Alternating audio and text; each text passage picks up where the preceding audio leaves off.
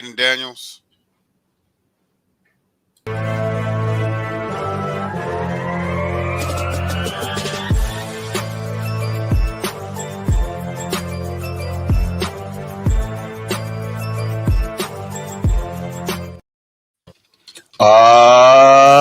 Yeah.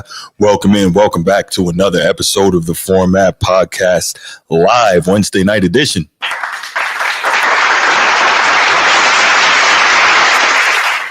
Yes. And I know y'all see a face that you're not used to right now. My main man Transformer wasn't available tonight, and G doesn't normally do the Wednesday nights, but we got one of our best in the chat, number one member of the channel, Laker Nation. He is here because, well, we got some Cali topics to discuss tonight, and who better than Laker Nation to get on that? So, everybody, put your hands together for the main man. Laker Nation, what's good, brother? How are you? It's good. It's blessed to be on hectic day. Yeah, glad to fill in for you tonight. You know, I got your back. I appreciate that, brother. I appreciate that. So we've got some fantastic topics for y'all tonight. Unfortunately, that first topic is kind of a sad one. We're going to talk about Juju Watkins and her injury and how it's going to affect things and going forward in terms of the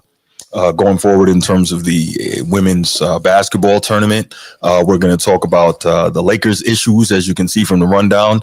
Obviously, the big topic is Pat McAfee and his super guest today, LeBron James. And then finally, we'll run over to the NFL real quick, and that is Russell Wilson and the New York Giants. And, of course, we're going to have a few quick hits for you. So before we get to that, y'all know what time it is. I'm going to give you my little spiel, and then we'll start off with the quick hits, y'all. If you're watching here on YouTube, make sure you go ahead, click that subscribe, that like, that notification bell. Make sure you're kept aware anytime we drop new content on the channel. If you want the audio-only version of the podcast, open up your audio podcast platform, hit the search bar, type in The Format Podcast, and we should come right up. If you enjoy the content as you listen, make sure you give us a like, a 5-star review, and drop a comment. All that stuff helps us rise in the algorithm, helps us find more sports fans, helps more sports fans find us. And write it down, put it in your phones, make a note of it. The Format Podcast is live Sunday mornings at 10 a.m. Eastern. And finally, if you're really and truly enjoying the podcast and you want to help the show continue to grow, make sure you go ahead, click that join button, join the channel. We're going to have some exclusive content just for you. Yes, just for you. So let's go ahead and get started with the quick hits. So first one I wanted to touch on was Bronny James. And let me say this before I get started. I was one of the main people when Bronny got drafted. I was one of the main people that was very, very tough on him in terms of what he was doing, or at that time, what he was not doing, what I thought was going to happen to him. So let me reiterate. One of the things that I said was, and I have no problem admitting this, was that when he goes down to the G League, he is going to get his food eaten by all those hungry guys down there that are going to use him as an opportunity to get more attention on them in terms of living out their dreams and moving up to the main show, which is obviously the NBA. I was really under the impression that he wasn't good enough to be even in the G League, and that those guys down there were really going to give it to him, and just really use him as an opportunity to show off all the work they've done and all the skills that, they have worked to develop and improve over the years. But let me say this, early in the G League season, when he was playing terribly, I did standalone lives saying how bad Bronny was and how terrible he was. But as he improved in the G League, I also had no issue coming onto this show saying, hey, I was wrong about what this kid is going to do in the G League. And let me say again, after he just scored 39 points in the G League, 2 nights ago, Laker Nation, I believe it was? Yeah, it was 2 nights ago, yeah. Mm-hmm. So he scored 39 points in the G League, and he is showing that, at least on the G League level, he absolutely belongs there. Nobody's taking his food, and he is performing at a high level. So let me say that for everybody who says, oh, you're just a Bronny hater. No, I have no issue in coming out and saying, hey, I was wrong about what he would be able to do in this first year on the G League level. See how easy that is, people? I was wrong. No problem at all, right? Bronny's doing his thing. Laker Nation, what are your thoughts on that, man? Come on, Bruce. Ain't nobody no Bronny hater. Nobody hate the kid, man. We want the kid to succeed. We want the kid to develop, which he's doing. he looked like a 55th pick, like I said before. Mm-hmm, mm-hmm. I mean, he's coming along at the schedule that we all knew that he was going to be. I mean, yeah, his confidence in the G League has transcended over to the NBA. You know, he got his Yes. career high, I believe, last week with 17 when he hit Mm-hmm. the minutes. That's Um, right. and Gilbert Arenas, I don't agree with everything he said, but he hit it on the nose. Like, give that boy his quality minutes, he's going Mm-hmm. to average at least 12. I, I don't know about And all that. well, he got quality minutes and he dropped 17 in the first Right. game where he got quality minutes. So Mm-hmm. it's hard to be consistent, especially when you're a rook, when your minutes are sporadic like that. Absolutely. You come Absolutely. in 2 or 3 minutes and you're sitting. I know there's hoopers in the chat. I know you hooped before, Bruce. I've hooped. You know, once you get that juices flowing, Yeah. you know, you warmed up and you sit down. Mm-hmm. You're not Sometimes it's hard to get back in unless the. yeah, it's hard to get back in the groove unless you just that top dog. Yeah. But Absolutely. that's all I gotta say about that. You know, I'm gonna give him his flowers. You know, Yeah. Bronny is coming along. He still got a lot. He still got a lot to prove to show Facts. that he is a legitimate, full-time NBA player. But I Right. feel like he'll get there. Yeah. Well, listen, that's the thing, though. None of us said that he wouldn't get there. Well, I know I'm not going to speak for anyone else. I'm going to speak for myself. And what I'm saying is, it was never my opinion that Bronny wasn't good enough to play in the NBA. My opinion was that he wasn't good enough now, and I didn't like the way it happened. I didn't like how he went about it. You understand what I'm saying? That's been my thing. But people took that and ran with it as to say, "Oh, you hating on Bronny." Da, da, da. No, I hate how Bronny got there. Right. So I don't see any issue with that. That was my bigger issue. So That was the main issue everybody had was how it went down. But right. nobody had no issues about him being in the league. Like he was gonna get there eventually. Mm-hmm. Right. And it's just amazing to me how people had such an inability to understand the difference between that, and they kept conflating the two things. But that's how I say. But the point is, I definitely wanted to take the time and make sure I said, "Hey, Bronny, he's down there doing it. I was wrong about what I thought he, would be, at least on the G League level. So, hey, if I'm wrong, whatever, just say it. Like that's what men do. You're wrong, admit it, no problem. But yeah, so that's the first thing, and yeah, so let's go to the next quick hit topic. That is Derek Queen. Derek Queen, the young fella from Baltimore. I got it. Derek Queen, the young fella from Baltimore, who made the amazing shot for the University of Maryland to send them on to the Sweet 16 against the Colorado State Rams. Just an absolutely incredible shot. Word is that he said, give me the MF and ball prior to that shot. And, when he made it and he got interviewed post game, they asked him, where did you get the confidence to take that shot? And the young fella said, I'm from Baltimore.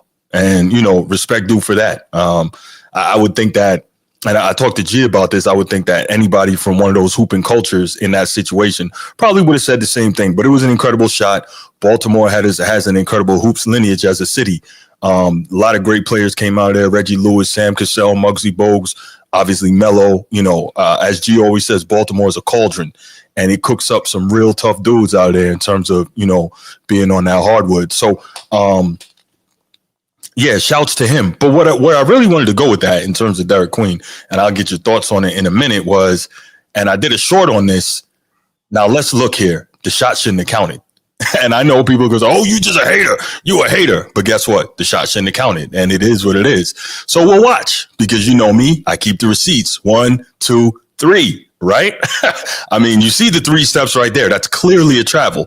But I know that some people are going to say I'm just hating and I don't want to get a young man his due, and that's fine. So we'll look at the feet. 2, 3, right? Correct me if I'm wrong. Am I counting this properly, Laker Nation? Am I counting this properly? And I'm there just in case. College rules, yes. Okay, there we go. No more than 2 steps, right? I mean, this is not difficult, but you got guys like one thing he proved on that shot, he ready for the league because that's legal in the NBA. Absolutely. Gather step, zero step, whatever you want to call it. Anything Hey, step, right? but like Rasheed Wallace say, the ball don't lie. No, no. We'll see what's gonna happen when he go up against Florida. Them dudes Yeah, is legit. yeah, they're legit. They legit. So we gonna see. That's gonna See, be a hell of a game. no, it is. But here's the thing for me, right? People act like when you point stuff out, again, you point stuff out that's true by the rule and by your eyes, and they say you're hating.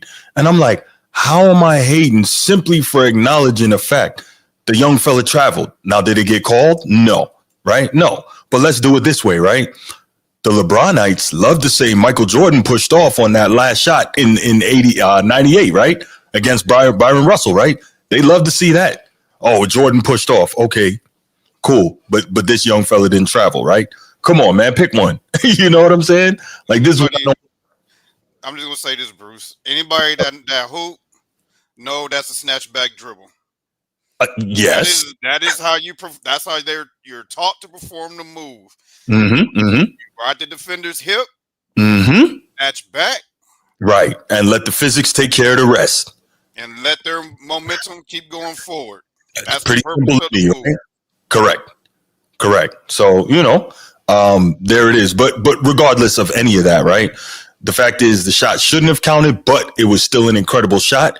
It did count, and there was literally no time left. That's a true buzzer beater in the truest form. And the young fella put his team on his back, made an incredible shot, and said, "Hey, let's go. I'm taking you to the Sweet 16." So there it is. You know what I'm saying? Steve, what's going on, brother? How are you? Sid Bubba, I didn't give you a shout out, man. Hello, Sid Bubba. Good evening, Chief. Good to see you. Good to see you. Everybody else in the chat, my main man, Edward, what's going on? Chuck Brewer, what's popping? Everybody who's listening, man, I appreciate you all being here. All right, this quick hit number 2. Finally, quick hit number 3. And this is something I actually had on the list to discuss. And Laker Nation wanted to definitely get in on this. So go ahead, my brother. Jaden Daniels' mom. Yeah, my quick hit was this when this came across my screen. I was like, I had to do a double take because at first I thought they gave it to him, but then no, it's something that they're thinking about doing down the line. Like they're thinking about giving this man a guaranteed 1 year, $90 million contract. Wow, I didn't know about that. That's crazy. I had to look it up to make sure that wasn't fake news.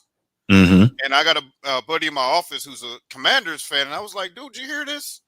And he verified, like, "Yeah." And I was like, "That's what we were discussing today." Like, Wow. like that is crazy.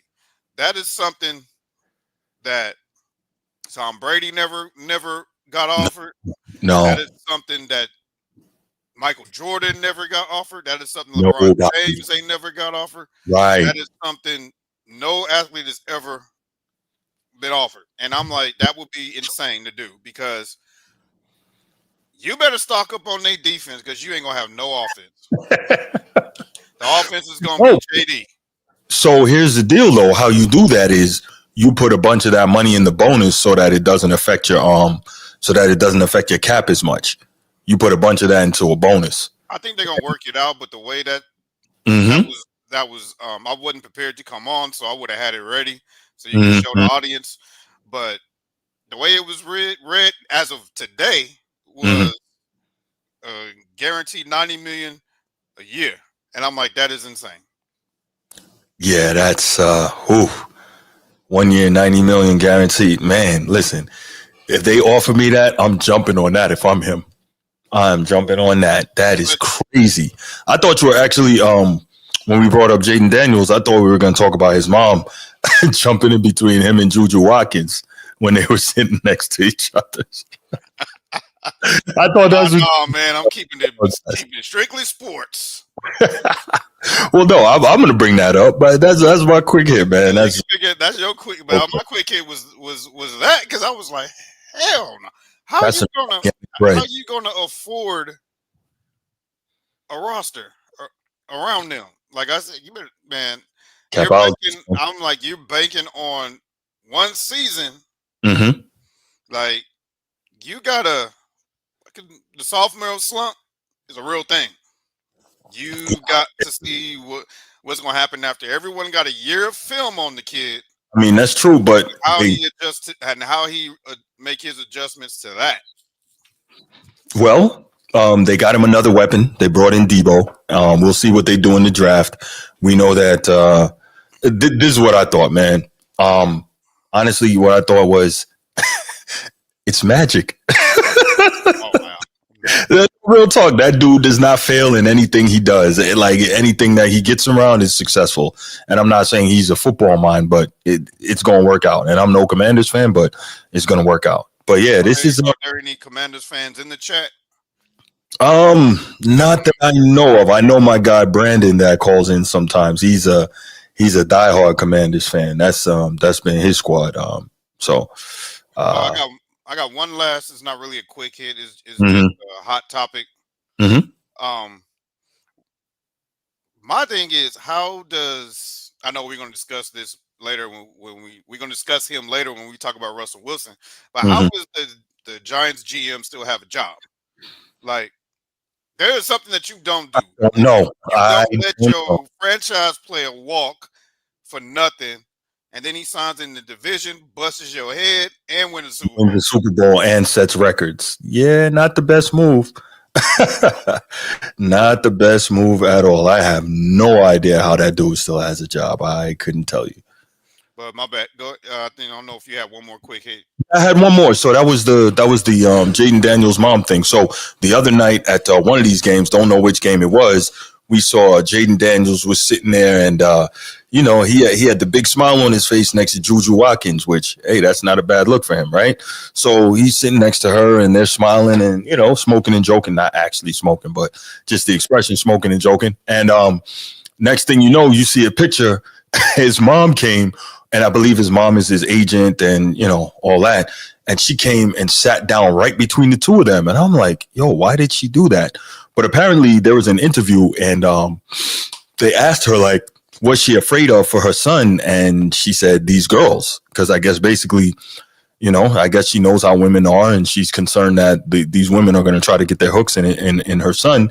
And she's not having it. But my thing is this. And myself and Edward, we were discussing this earlier. My thing is this: if you raised your son, right, you should have already had this discussion with him since he was a big time high school player, right? And whatever you try to teach him and put into him, he's like 23 years old now. At this point, it's beyond you sitting between him and a young lady. Like, he should have already internalized what you try to teach him. And it's up to him now as a man to make his decisions and then live with those consequences. You know what I'm saying? Because that's part of raising a man, is teaching accountability and letting them understand there are consequences to their decisions. You can't save him from everything. Or are you going to keep him away from women forever? What are you trying to do? What are you trying to make him?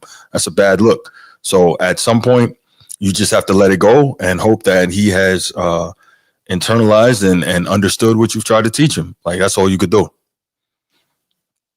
You see my face, right? What does that mean?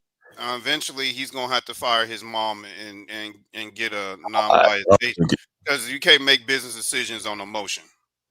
That's a fact. I mean, the dude's he's a grown ass man. And number two, Juju ain't no scrub, ain't no gold digger, ain't one of these hot ass rapper chicks. Right. He's gonna get bread too. If she hasn't gotten any already, she's gonna get bread too. And you see her on all these commercials during the tournament. She got money. She's not out to rob him. She's gonna take her. When she gets to the dub, mm-hmm. They're gonna take that league to storm. Yeah, everybody's gonna pay. They're gonna want to see Juju, and I hate that. I hope she stays one more year of college. Oh, she has to now, especially more exposure because of what happened this year, which we're going to touch on in a minute. Mm-hmm. Mm-hmm. But if she would have had a flawless tournament, well, she couldn't have come out because WNBA rules say you got to spend 3 years in college, so she couldn't have come out this year anyway. It would have had to been after next year. Right, but eventually he's gonna have to fire her mama because for real, you can't make business decisions on emotion, and that does not look good on him. Sid Bump, you a fool. I mean, am I wrong? Chat, let me know if I'm wrong. No, no, I think That you're don't right. look good. That don't look good for your client. No, If not at all. you over here, you gotta know when to turn off mama mode and turn on Hmm. agent mode. And But even than that, that wasn't the time to be on live TV, be mama, because then my I thing is, deal with uh, crazy, ridiculous sports parents on a regular, and I can tell mhm, you they don't. Sports parents can hurt the stock of their athlete just by mhm, acting fool or doing stuff that looks harmless to them, but it's not the best move for your child. In her case, your client. right. Like if she could have sat next to her son, that would have that wouldn't have looked. That wouldn't. I ain't gonna say bad, but it wouldn't have gave that look. But sitting between them, it's like sever the umbilical cord, man. This dude's a grown man. She's That's what I'm you know saying. That's what they I'm saying. both they're both athletes. Like, come Yeah. on. What does it say about you as a parent that he's like 22, 23 years old and you sit between him and a lady? That means Now you now don't trust Bruce, him then. That's all now that is. Bruce, let's tread waters. We don't want his mama pulling up on us. We ain't talking about her parenting. Now we're gonna leave that alone. Ah, We're not gonna just yeah, talk about her parenting. I'm so just talking about as an like agent. parroting already. Yeah, as an agent, that is not a good look. Oh As my an god. agent. Now you don't want these parents are crazy. They'll pull up on you, boy. You talking about their parent? They'll pull up on you. They don't. They Mhm. crazy. They crazy when they come to theirs. No doubt, no doubt. All right, well, that's it for the quick hits, y'all. Laker Nation on one already. I can see this going to be one of those shows. So, speaking of Juju, let's go ahead and get started. I'm gonna behave. As long as nobody try to call me out by name, I'm gonna behave. Don't even start, man. No, but let's start. Let's start with it. Juju Watkins, man. I was going to say arguably, but I think definitively the best player in women's college basketball. Is that fair? That's fair. Yeah, I mean, Yeah, there's a couple others that are problems. Hannah Hidalgo out at Notre Dame is a monster at the point guard spot. She's a beast. Obviously, Paige Becker's at UConn, and everyone was looking forward to hopefully that yeah. rematch of UConn and USC in the Elite Eight. But you know, Everybody was looking forward. yeah, Everybody was looking forward to that matchup. And they got to mhm, wait a year for that. yeah, No, man. I don't think it's gonna happen. 'Cause I think Paige is coming out. Not like that, guys. It's going pro after this year. No, true indeed. But they could have matched up in the Elite Eight of the tournament this Yeah, year. They yeah. already played this year earlier, but they that could have been a rematch in the tournament, which would have kind of been like what something along the lines of last year's what's Caitlin Clark and Angel Reese, something Yeah, like that. yeah. That would It have been. would it would have got some clicks and views. But yeah, I mean, we look at Juju, man. Her game is so smooth. It almost looks kind of like a female KD. She can handle it. She can shoot off the bounce. She can shoot off the catch. She can go straight to the rim. I mean, she is a problem. I think she was just a few points shy of having the highest scoring sophomore season in history. I think Kelsey Mitchell holds that record. I think she's like 17 points short. So she would have broken that record. You see her going straight to the rim there. You see, I mean, she's got it all. Finished through contact. And watching her, she could finish both with the right and left hand, Euro step down the lane right there. Obviously, she got the deadly jump shot. I mean, she is smooth. She works out with Phil Handy a lot, who I know you're very familiar with. Phil Handy worked with, I believe, the great Kobe Bryant and other Laker guys. So, I mean, Juju she's got the total package, man. She's got the it factor for a female college basketball player. And coming into the league, you can see that everyone's just basically waiting for her to come into the W, right? As we know, Diana Taurasi announced her retirement. Right now, Asia Wilson is definitively the best player in the world among women.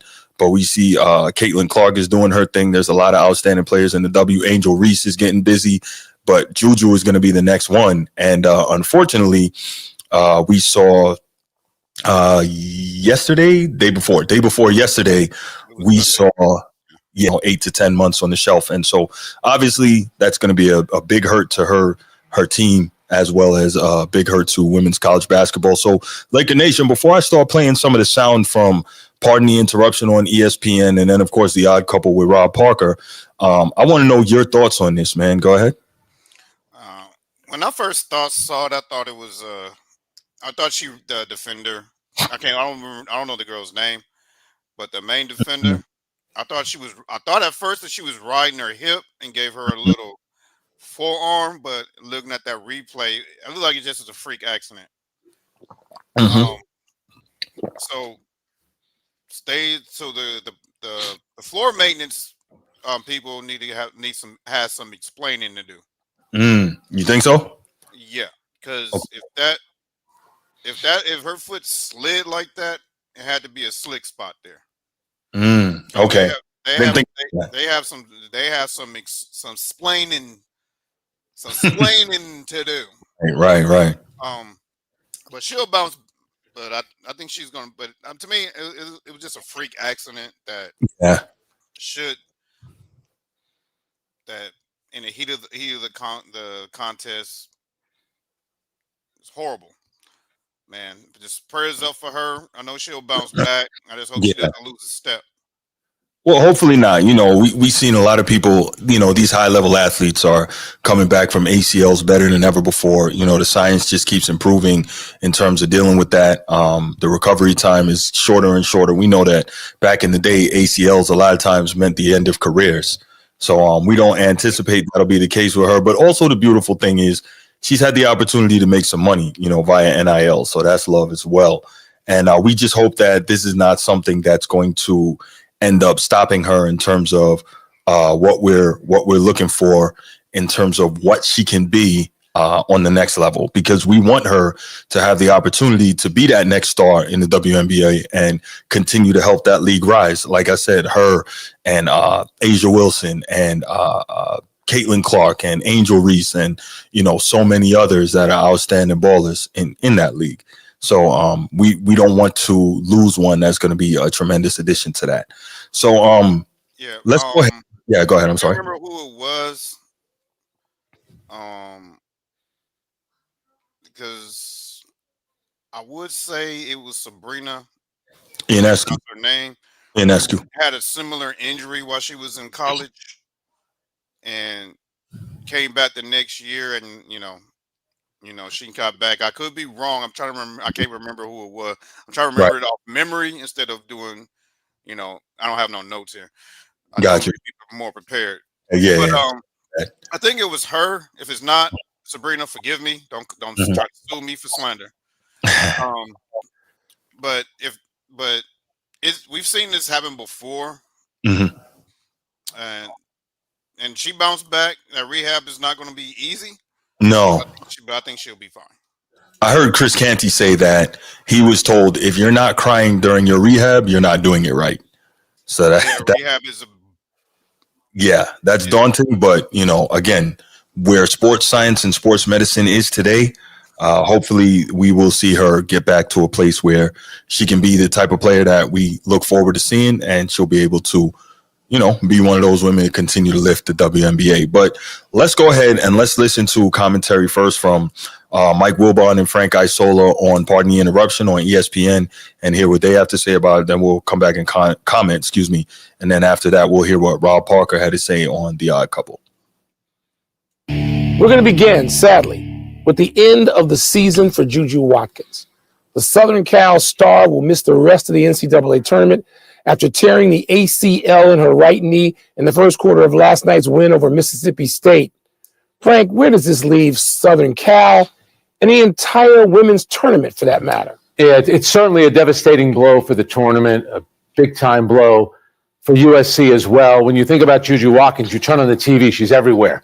Either you're watching her play, you're seeing highlights, she's in every commercial. She and Paige Beckers have become, the two faces of college basketball. I'd actually put Juju ahead of her just because it's LA, it's a much bigger market. Facts. So USC, it's going to be tough. And she's Can they get to an Elite Eight where they would play UConn for the second straight year?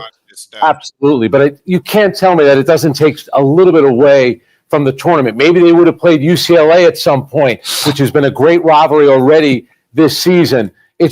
I felt so badly for her going down, And I also think the way that the crowd treated Mississippi State, I mean, come on, folks. That was not a dirty play. It was unfortunate. Players get hurt all the time. It's a physical sport. I get the emotion of it. Absolutely. When you see this great player going down, you see it carried off the court. The reaction, in some ways, understandable, but it's not fair. The player, that was just a hard play, nothing dirty about it.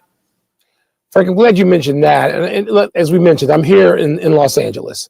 A short drive can walk, as you know, over to the building where that happened. And I was here a couple of weeks ago to watch Juju Watkins in person. It's thrilling. I mean, she is a star. Her stardom is bigger than just women's basketball. She's a star in Southern California. And to watch her play in person, I mean, there are people coming out from all over the place, coast to coast, to sit and watch her. So not just the tournament, but sports in general is lessened by her absence. And, you know, given the time that she's injured, suffered this injury in late March, you don't know how long. This has often been a year injury. What does that mean for next season for Southern Cal? And I should mention that there is a player on Southern Cal's team. I'm not about to dismiss Southern Cal. And Kiki Iriafen, who is a star in her own right, who had like 36 points. 36, I don't want to say in relief, because you know whose season is over, who doesn't have a chance to win, is Stanford, from where she transferred down to Southern Cal, because they're missing her. And she's another star in the making also. But Juju Watkins, a full-fledged star who you can see all over your airwaves and not just in the game. And I came out here 2 weeks ago, not on a work assignment. I just wanted to see her play, her among others. And so Kiki Rice and others in the Southern California scene of women's basketball. And so it's really disheartening today to be here and know you're not going to see her again this season. And we wish her all the best coming back from this. People do come back. Paige Beckers, who you mentioned, has come back from a serious leg injury. And so we hope the best.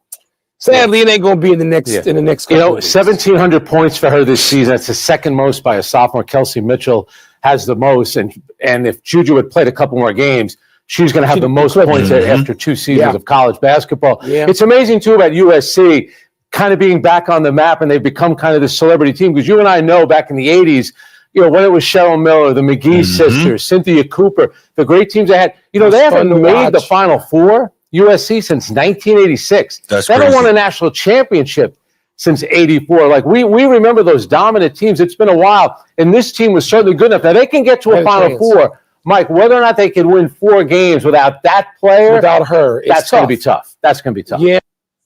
Yeah, man.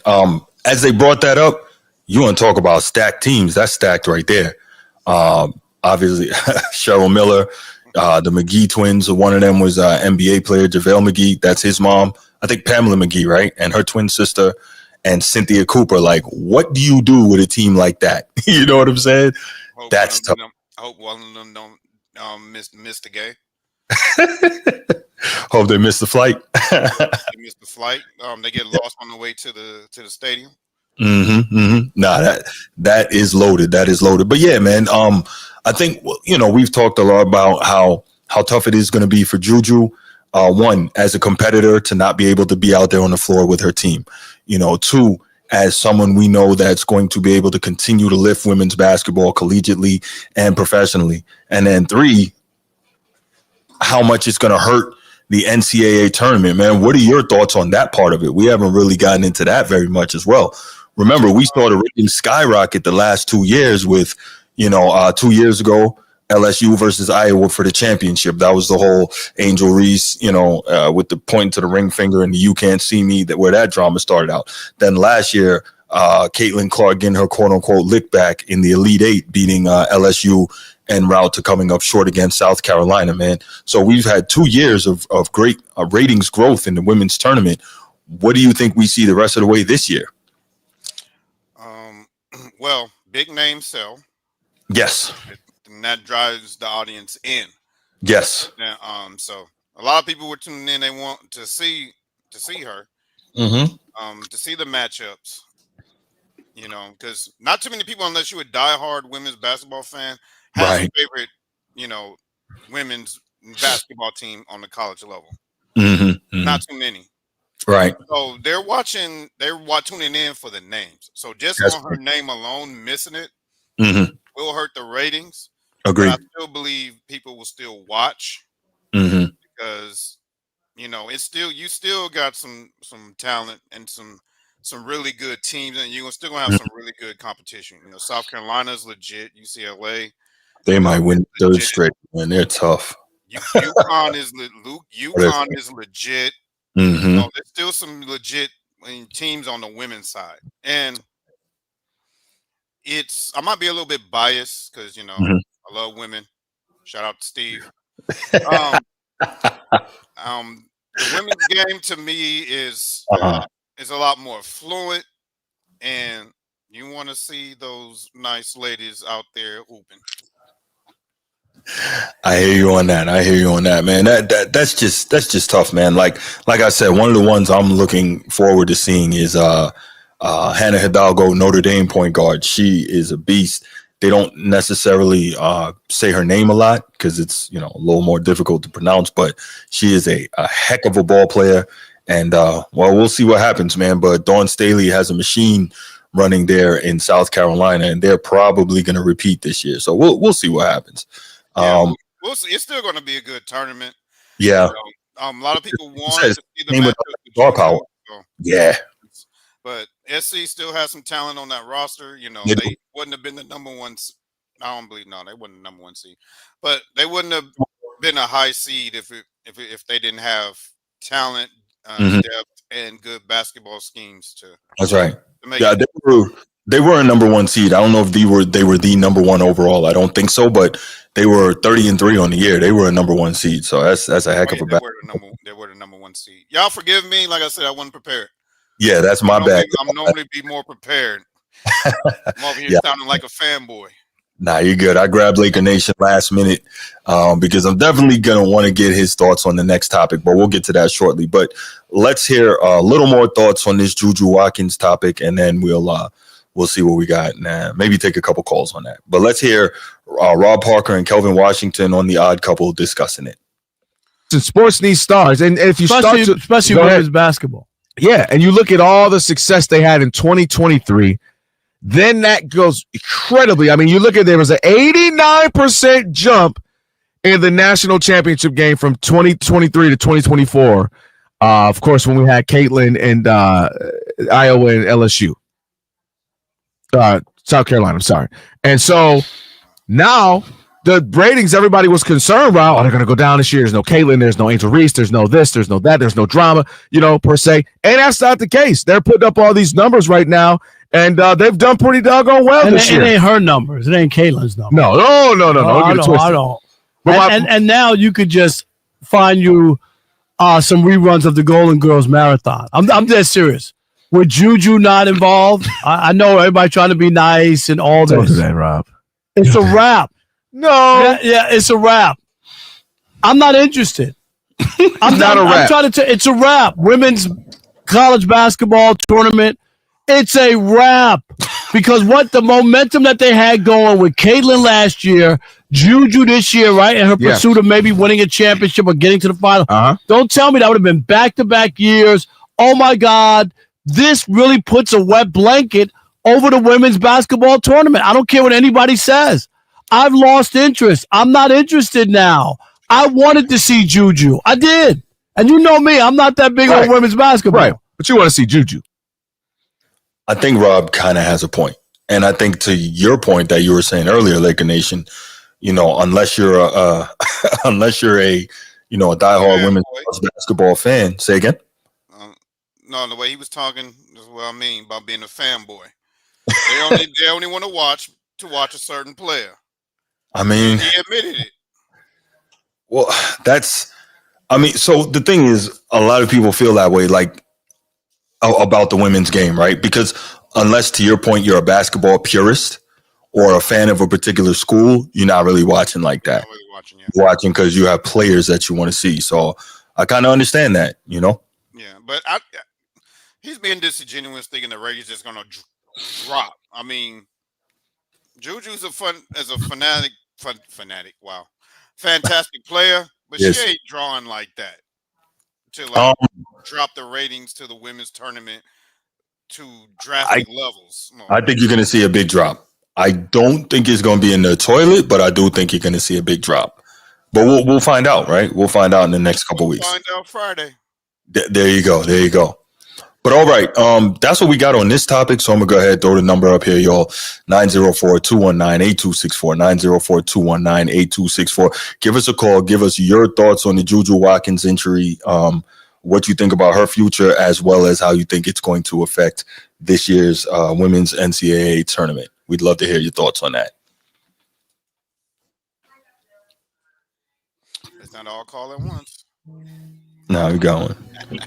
Oh, that's not. My bad, y'all. That was a different call. That was not a call for this. You over there running? I thought about to say you over there having the '90s ringtones. No, it's not a 90s, man. I cut that myself. That's actually you should like it. That's Coast Contra Never Freestyle. They from your side, man. So you know. I know a West Coast beat when I hear one. I mean that's a mean track. It didn't sound like a West Coast beat to me, but you know, that beat was too tough to be a West Coast beat. You know what I'm saying? Man, stop it, Bruce. Don't go there, Bruce. I'm trying to behave tonight, Bruce. I appreciate that, Laker Nation. Boy, don't trigger your boy. All right. Well, it looks like we're not going to get any calls on this topic, surprisingly. But let's go ahead. I'm going to address the question that was asked earlier when we were doing the quick hits about Saquon Barkley leaving Giants going to Philly.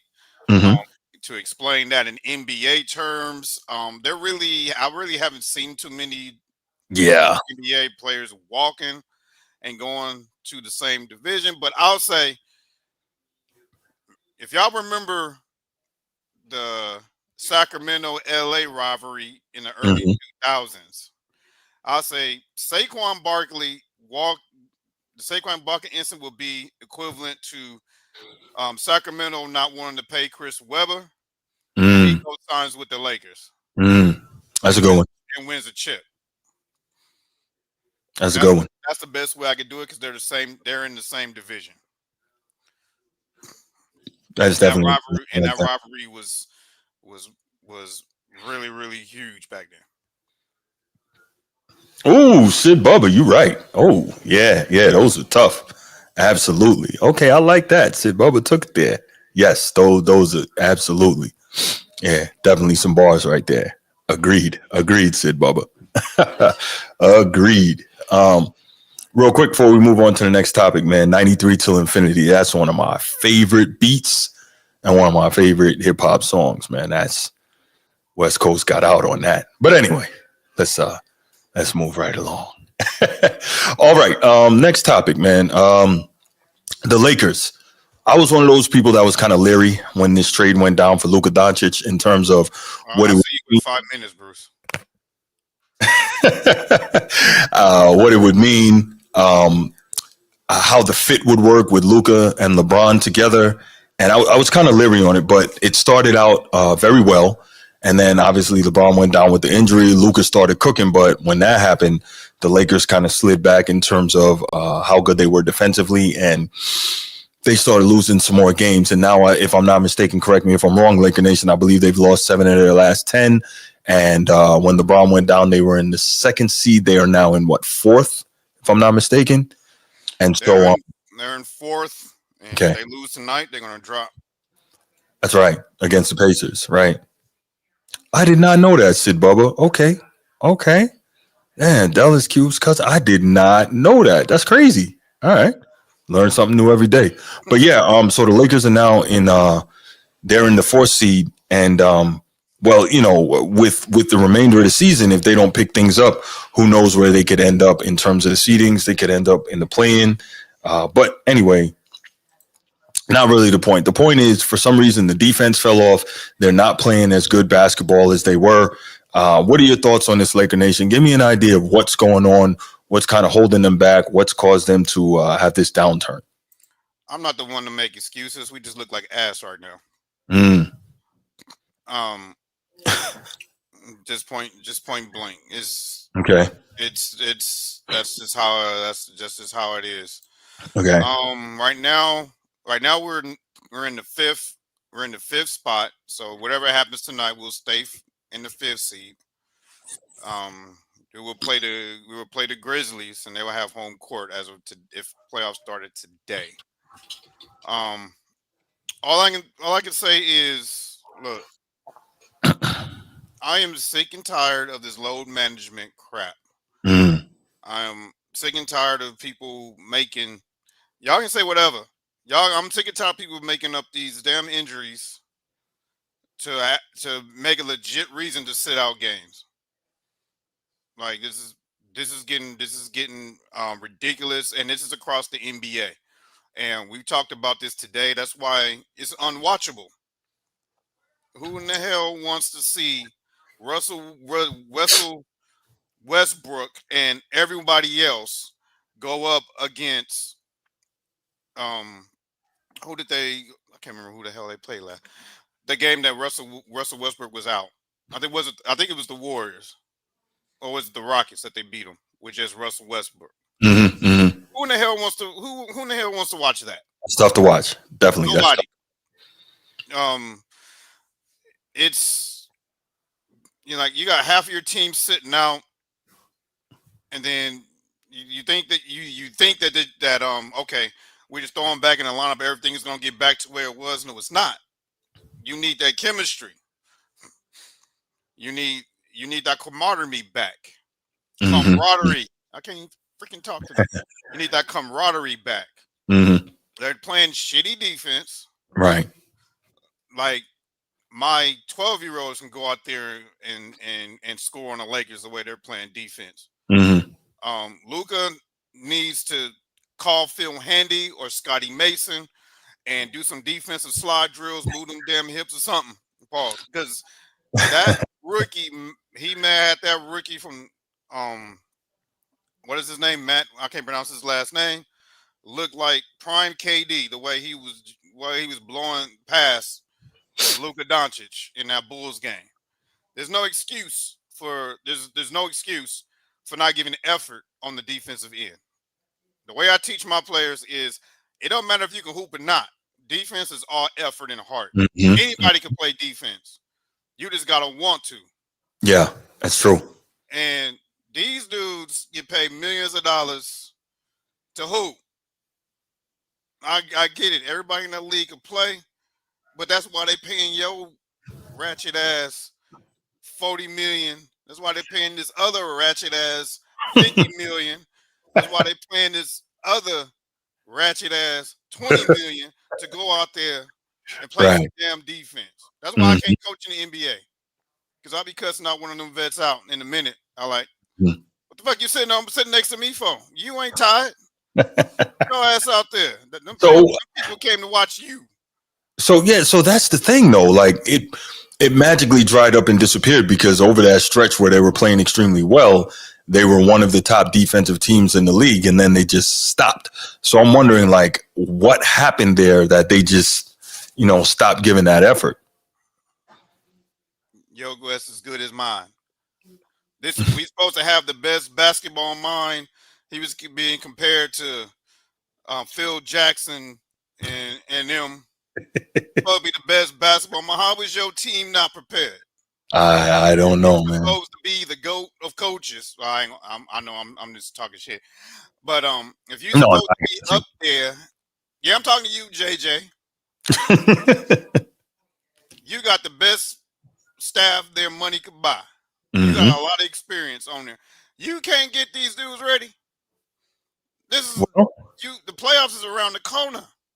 Yeah, but to the point that we've talked about time and again, you can't make guys want to compete if they don't want to, and that's. I don't care how big your contract is. Your ass ain't gonna dress today. If I'm the coach of the Lakers, that's why they will not hire me to coach the NBA. And that's why I don't give a damn if your name LeBron James. I don't give a damn if your name Luka Doncic. I don't give a damn if your Austin Reeves. You don't want to play no defense. Take that damn jersey off and go sit, because they'll fire my ass after 5 games. I probably won't even last that long because my attitude. Nah, you One of the players be ready to swing on me like JaVale McGee did Luke Walton when Luke Walton called out the vets for playing soft. Mm-hmm. Playing like some wussies. And he called them out to their face. Mm-hmm. Yeah. And JaVale McGee tried to put hands on him. These cats don't like hard coaching, man. That's, They soft. These Agreed. soft. Like, it starts with the leadership. It starts with your best player. I ain't gonna call out no. Nah. Who's the best player wearing the Lakers? Luka Doncic. Oh, that's who you think it is? Man, come on now. It's Luka Doncic. I bet you that cat that was on McAfee I have a problem with you saying that. Well, I'm just saying. I can bring the smoke. I'll just say you're just another man to me. I don't care how much money you make, how much prestige you got. You're another man. Don't you know you're afraid of that, man? Luka Doncic. And if you ain't coming with no heart, mm-hmm. How do you expect the rest of them? And but never is, though. And 3, why in the hell is Dalton Connect's minutes evaporated? I don't know. That's more. That's to Chief Sid Bubba's point.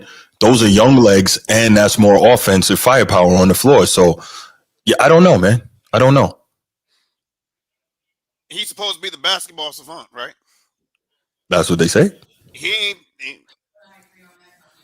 Are you punishing the man? Did he sneak out to the club? Did he have like 5 baddies in his hotel room or something that we don't know about? He broke curfew. I don't know, man. Broke curfew. I don't know. He broke an unwritten rule that rookies ain't supposed to do. Did he not pick up the tab at the restaurant when he was supposed to? Great question, man. I don't know. Come on. It's not making any sense. Like Steve say, if you're gonna play this bad, just fucking start Bronny and let his ass run the point. Somebody else gonna come for you. Don't say that man name. Play him 30 minutes. Yeah. Because I already wasn't having high expectations for this season to begin with. I let it be known. Mm-hmm. I'm a realist, not a not on a wish list. I'm a realist. I wasn't expecting no Banner 18 this year. I wasn't expecting no Western Conference championship. I wouldn't expect that either. I wasn't expecting none of that. But there's always time, man. But I do expect when you watch these dudes play to at least attempt to play some damn defense. Mm-hmm. So I just can't figure out why they suddenly stopped though. Like that was the thing that was leading them to all those wins, is that they were defending at an extremely high level. Then they just stopped. Edward, you don't understand. Like no matter what you think, defense still wins championships, bro. It really does. Nobody's saying they got to look like the Knicks or the Pistons, or the old Spurs, but you still have to defend, man. He's right. This ain't the 80s and 90s. Right.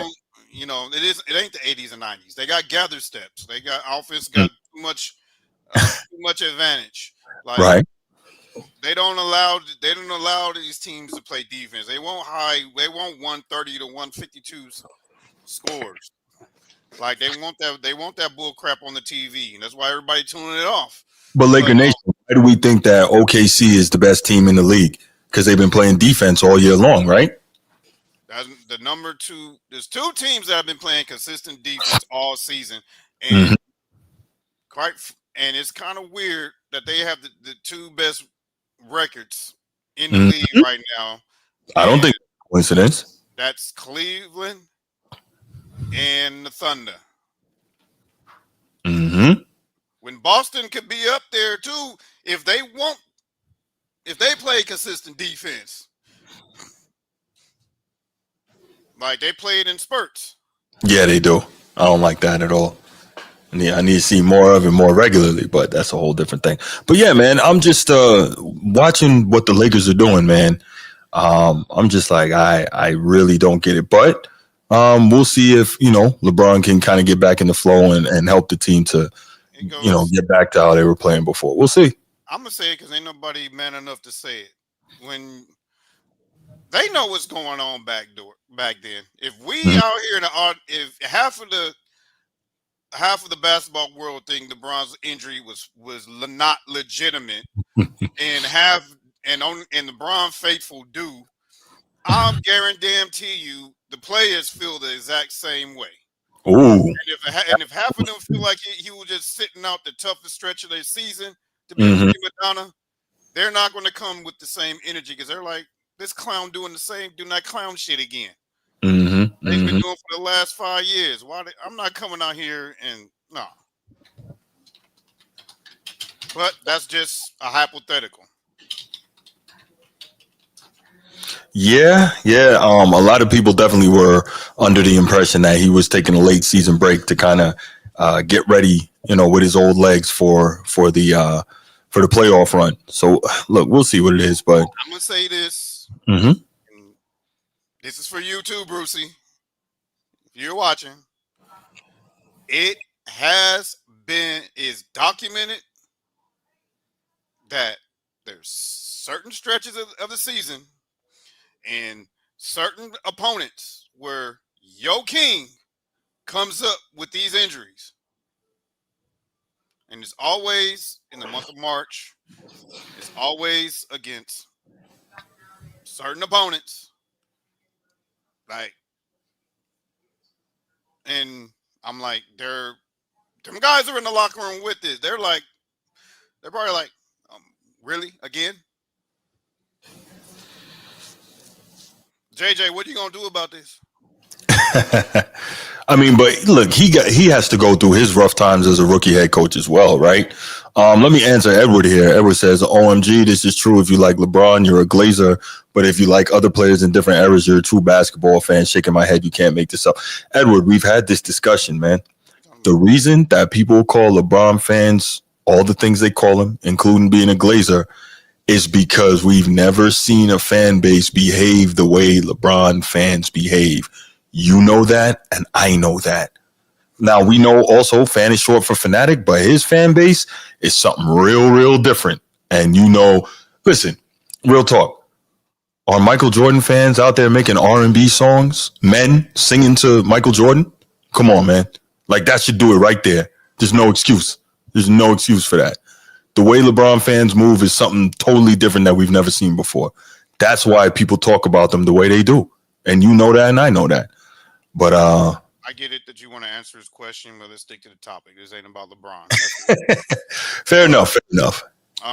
That's my take. I think about the Lakers' issues is that number one, I'm covering all bases. I don't make excuses. Mm-hmm. I stand on business. We look like ass. Like we look like the team that everybody said we were supposed to be. Charles Barkley said, "This is us. This is who we really are." A lot of people, there's probably some in the chat that feel that way too. That feel like the Lakers are fakers. That ain't the truth, and that this is the real Lakers that been all along. That stretch was just a facade, and they feel like this is who they are, who we are, and I don't agree with that. But that's how a lot of people. But that's how we look right now. You don't get blown out by the Bulls like that on your own floor. Yeah, I agree. Like I said, I think the only reason that people are reacting this way again is because we saw what the Lakers are capable of doing for a good stretch of basketball, and then it just disappeared. And I think that's why people are like, what the hell's going on here? So I get what you're saying. You're being accountable. It's just weird. You know what I'm saying? Is when you have all of your key guys that were balling out in that stretch, missing games, and you throw them back in all at one time. You thought they were just going to, like, only a fool would think they would just pick it up where they left off. Right.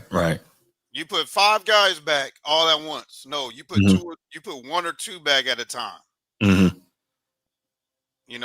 What I can guarantee you, this is their thought process. All right, we got the Bulls coming up. That's a guaranteed dub. Let's get these guys out there. Absolutely. And get them back in the rotation. We'll take this win. and Yes. then we'll get ready for the final stretch of the season. And then when we got our heads bust in, Buzelis. everybody was like, "Oh shit, what do we do now?" Right. And I don't never watch press conferences. I'm pretty sure Bruce, you probably watched a press conference out of that game. I'm pretty sure he was in there making excuses, saying this, that, and the third, what happened, and all that garbage, instead of holding these motherfuckers accountable for going Right. out there sleepwalking and dragging ass on the basketball court. We're Right. gonna let the number 11th pick come in here and drop 38-6 on your head, and another mother damn near had a quadruple double. And then you got Kobe White out there looking like Kyrie Irving in the 2016 finals, Right. whooping your ass. Like nobody playing defense, nobody holding each other accountable. It's like I said, I can't coach the NBA because these motherfuckers will fire me after 5 games because I'll be cussing them out, holding them accountable. I'm like, give me a refund if your ass ain't gonna go out there and play no defense. Like cut half of that check back. Look, man, we got what we got. But the last thing I'll say about this, then we'll go to G, and then we'll take some calls. Is my curiosity now is how do they line up against some of these other teams in the West? Because one thing that Sid Bubba said was talking about the young legs, right? And he's got a good point: 6 games in 8 nights, and that's big. But one of the things I'll say is when you're talking about that and you got a game every other night, for 2 weeks, that's not a lot of rest either, right? So let's say let's keep it. I ain't trying to cut you out, but let's keep it a. Yeah, man. Not everybody played those 6 games in 8 nights, right? Like have the team sat out during that stretch. So let's keep it a buck. Like somebody made a comment about the 80s and 90s. You damn right it ain't the 80s and 90s because ain't nobody unless they legitimately injured and can't walk. Their ass is playing during that stretch to give guys rest. They won't be playing 30 and 40 minutes, but they'll probably play 20 or 30. And some of these bench guys will get some heavy minutes on those back-to-backs. That's how it was ran back then. Everybody played their part, and the top teams, pulled through those stretches because those stretches is what pull your team together or break it apart. That's right. This era right now is soft as baby cotton. Yeah, it's going to be interesting, man, because a lot of those teams in the West are younger teams. Your Houston's, your Memphis, your Minnesota, your OKC. So it's going to be very interesting to see if a lot of these teams' philosophy is going to be to run the Lakers out and try to kill those old legs. So we'll find out. G, what's going on, brother? How you doing, man?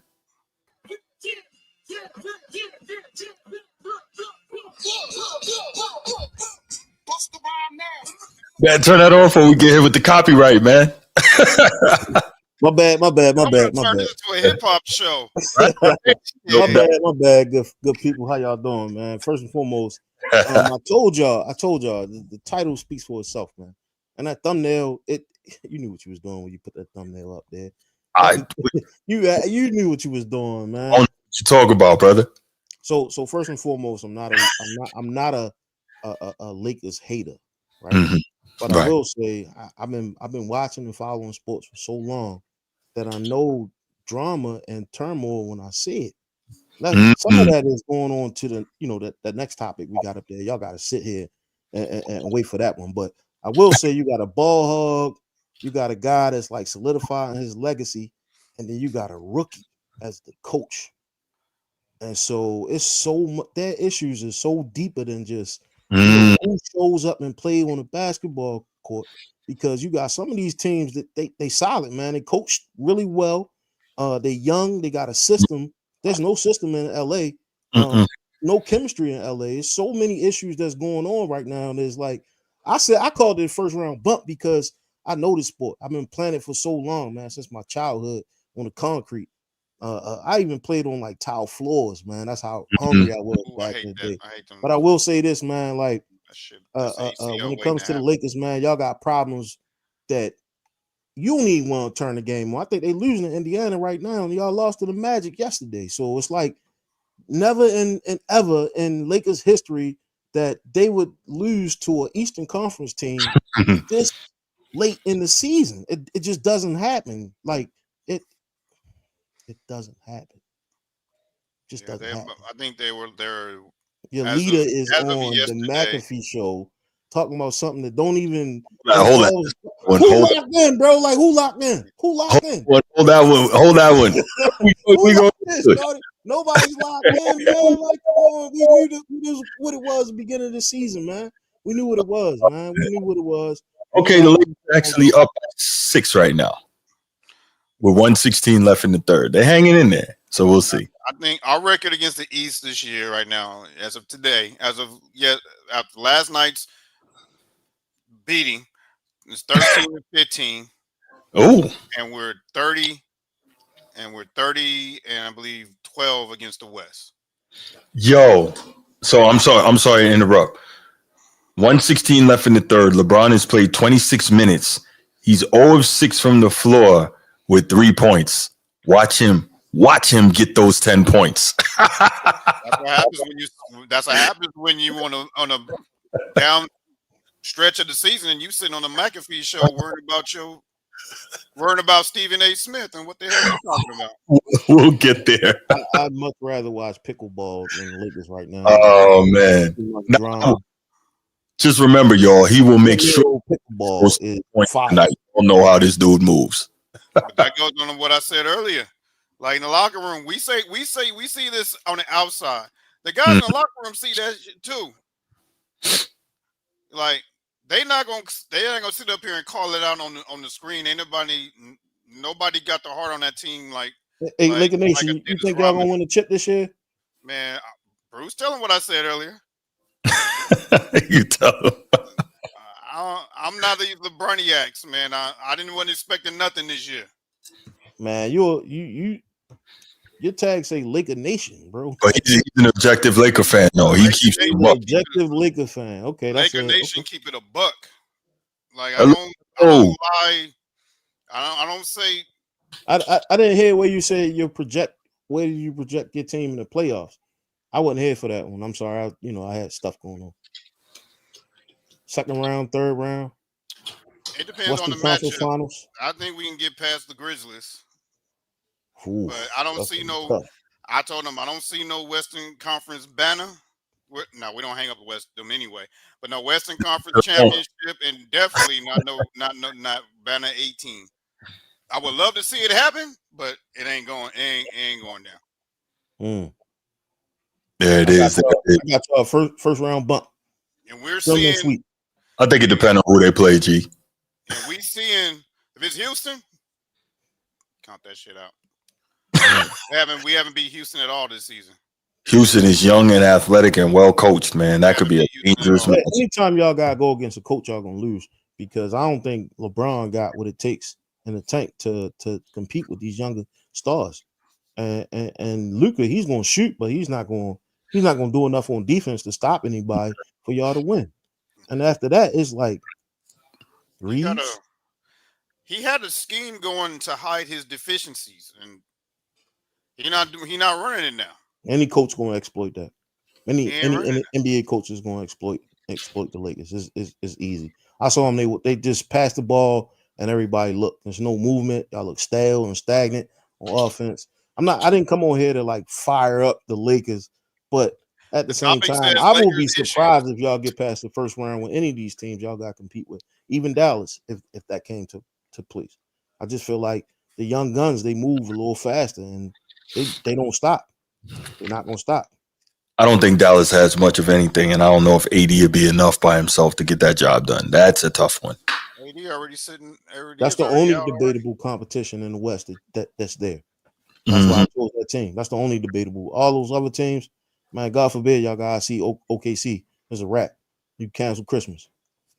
But we knew this early on in the year. Like at the same time, like the media projected y'all into this place where we actually talking about playoffs with y'all. I didn't see y'all even making the playoffs prior to that Luka trade. Because the media be smoking that shit stronger than reefer. Nah, Laker Nation, that's not what it is. We know that the Lakers move the needle. Oh, I forgot. Yeah, you part of the media. I know you're gonna defend them. It's not about defending them. It's about knowing how certain things work. You know that, and I know that, man.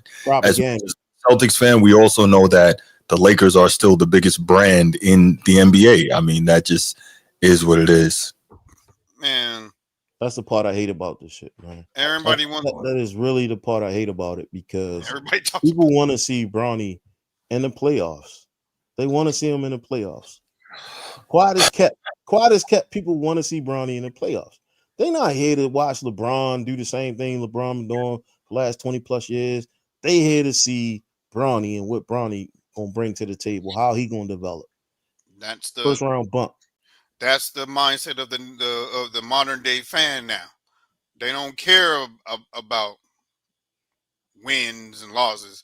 They care about being entertained and like Dreamers Pro say, throwing honey and yeah, he killed me. That's hilarious. Do tap dances on the screen. Like, oh shit, Bronny just hit a 3. We're down 50, but he hit a 3 in the playoffs. Woo! You know that'd be a Let big me deal. get my phone and make an Instagram post about that. All they gotta do is shoot him up and put him on the sideline, like real close to the coach, like they gonna check him in. Y'all gonna make it to the championship. You ain't gotta put him in the game. Just put him close. He gonna make it to the championship. I'm like, golly, man. Like, I don't know, man. It ain't too much. It ain't too much to talk about the Lakers and their issues, man. It's the same thing. It's an identity issue more than anything. And I just don't think JJ gonna get it done for y'all, man. I just don't. I just really don't. I think it's more the same. Well, we'll find out. But let's go ahead and open up these lines, man. Let's hear what some of the listeners, viewers have to say before we go ahead and get to the big one. Y'all know the number, 904-219-8264. 904-219-8264. Give us a call. Give us your thoughts. Looking forward to hearing what you got to say. I know there's some Lakers/LeBron fans in the chat, so let's hear from you, y'all. In the meantime, even before we get started, man, while we're waiting to see if we get any calls, this next topic is going to be interesting. I didn't even know that Stephen A. Smith has already responded, so I haven't had a chance to listen to that yet. Oh, there we go. Yeah, that's what you thought it was. NBA on NBC. What's going on, Chief? How you doing, man? Doing great. I'm doing great. This is only a Laker Nation, my brother.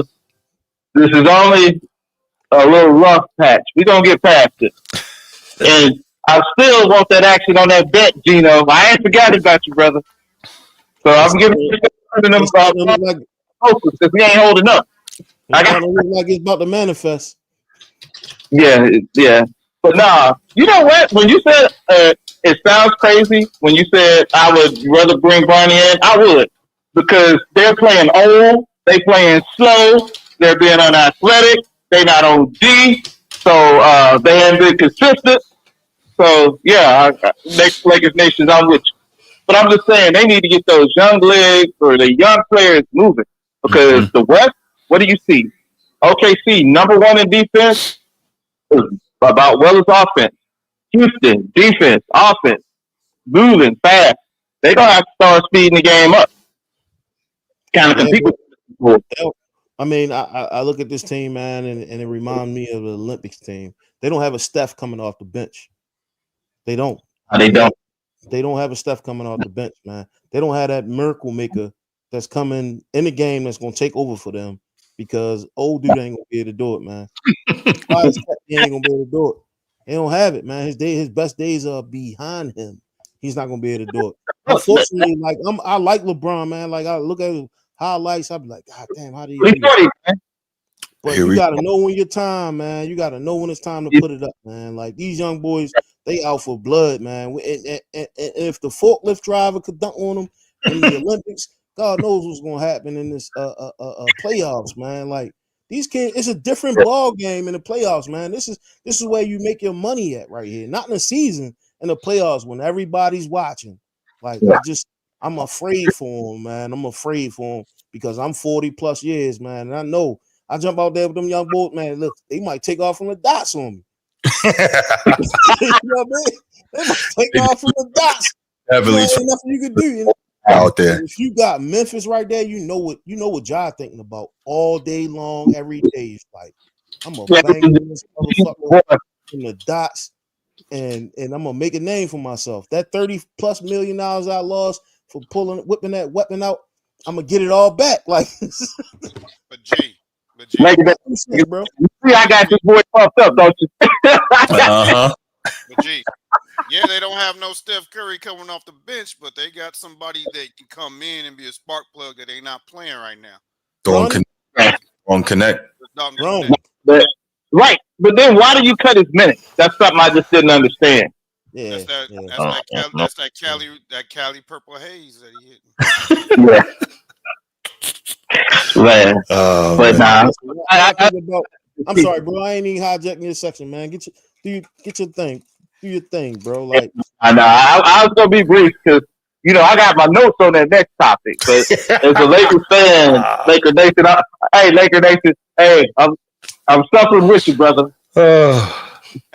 I'm suffering with you. So you're not alone in your suffrage. This feels I'm not trying to hijack your comment. I'm not suffering because, like I told y'all from the jump, when it's what it's. Well, you have low expecting a lot this year. Well, I wasn't either. But you and Transformer, y'all got me to get the Kool-Aid on the Anthony Davis trade. I was just like, I would just give him the basketball take on that. Yeah, okay, yeah. So I was just like, But then two sides also might have a impact as well. So when you not that, you really don't have a lot of big guys, you can kind of get exploited on the boards too. So there's some things we got to figure out. But I'm just hoping, we could get one, stop the bleeding here on this game, and then kind of just see how everything play out. So I just kept it brief. But I agree with what you said, Laker Nation. Man, I'm with you, brother. Yeah, y'all gotta stick together. Quick note: LeBron points. He will not allow this game to end without him getting his double digits. He's gonna get him. Get it in the win, I'm happy, Bruce. If we get it in the win, as long as we win, I'm happy. No comment. Right. No comment. Yeah. Okay. That's about it. But the next one, already. I got my notes out for that one. No doubt. I'm salivating on that one. So I just kept it brief. All right. Chief, guys. Appreciate the call, Chief. All right. All right, brother. That's good. That's good. Yeah, Horizon Vibes. Good evening to you. If I haven't said hello to you. Yes. Steve Nash is going to be the new partner for LeBron on season 2 of Mind the Game Pod. So take that how you will. What I was going to tell him before I was saying was like, you can't be going on podcasts and it's the final stretch of the season before playoffs. Like, your teammates ain't going to rock with that. But who's going to say something to LeBron? He'll just get him traded. Okay, I'll be in a better situation. Get him out of here. Get him out of here. Who's this guy? Hey, play some defense. Stop being person that LeBron. I ain't gonna say LeBron trade, but name one person who was traded away from LeBron and they haven't played well. Look, we're not even gonna go down that path, but yes, that is correct. Informer says the format now the clutch media is saying Luka's a boat. Yeah. Look, we knew that was going to happen, Informer. We knew that was going to happen. So, no surprise there. No surprise there. I'm just waiting, but it's all good. Basketball, man, and just not say again. Like, when is it going to be about basketball, not just this drama? Soap opera. The Cowboys, like they the Cowboys of the NBA, man. Like, there's so many side quests that you can't even finish the campaign, yo. Like, it's so many side quests. Like, we going into the playoffs, and here we are. Like, it's so many side quests. You know what Great for media, terrible for the fan, man. Like, facts. Down. Great for us. You're right. Two thumbs down. It's great to be on the show with you too, brother. But G, if I was Luka, this is my thought process. Like, you want to have your media bandwagons call me a ball hog? Fine. I'm like, here, you take the ball and you run that shit, and I'm gonna stay in the corner and watch. They're not gonna trade me. So, oh man, go ahead, run the show. Run the show. I want to see what your 40-year-old butt can do. Get us over the hump. Since I'm a ball hog. He'll figure it out, bro. It might not be it might be a whole bunch of up and unders. Mm-hmm. And, you know what I mean, drop the shoulder, lay up out the glass, but it won't be pretty. It'll be old man ball, man. Like that type shit you go to the YMCA and watch, or you play in like a rec league 40 and over. That's what you want. That's what we seeing. Like it's a kid here or there, but you know, it's man, he need to sit down, bro. Like LeBron has 9 points now. Yeah, man. These young boys got about 50-inch verticals, man. They jumping over cars and all kinds of stuff, man. Like, this dude gonna be a victim. They gonna say it's AI. The first thing they gonna say, "Oh my gosh, it's AI." Really happy. It already happened. AI. Like, no, man, you stay longer than you should, man. Like Mike, prime example, man. Like Mike knew when to get out, man. Mike knew when to get out, man. It just is what it is, man. Sometimes, man. Yeah, your ego will get ahead of you, man. Like, I can't wait till the playoffs start, though. I promise you, I'm watching popcorn in hand, ready to go. Like, in hand, every game the Lakers play. Oh man! So, like, anyway, next slide. This is what I'm saying about all these players sitting out right now. Raptors up by 29 against the Nets with half of their starters out. Ah, there we go. LeBron got his double figures.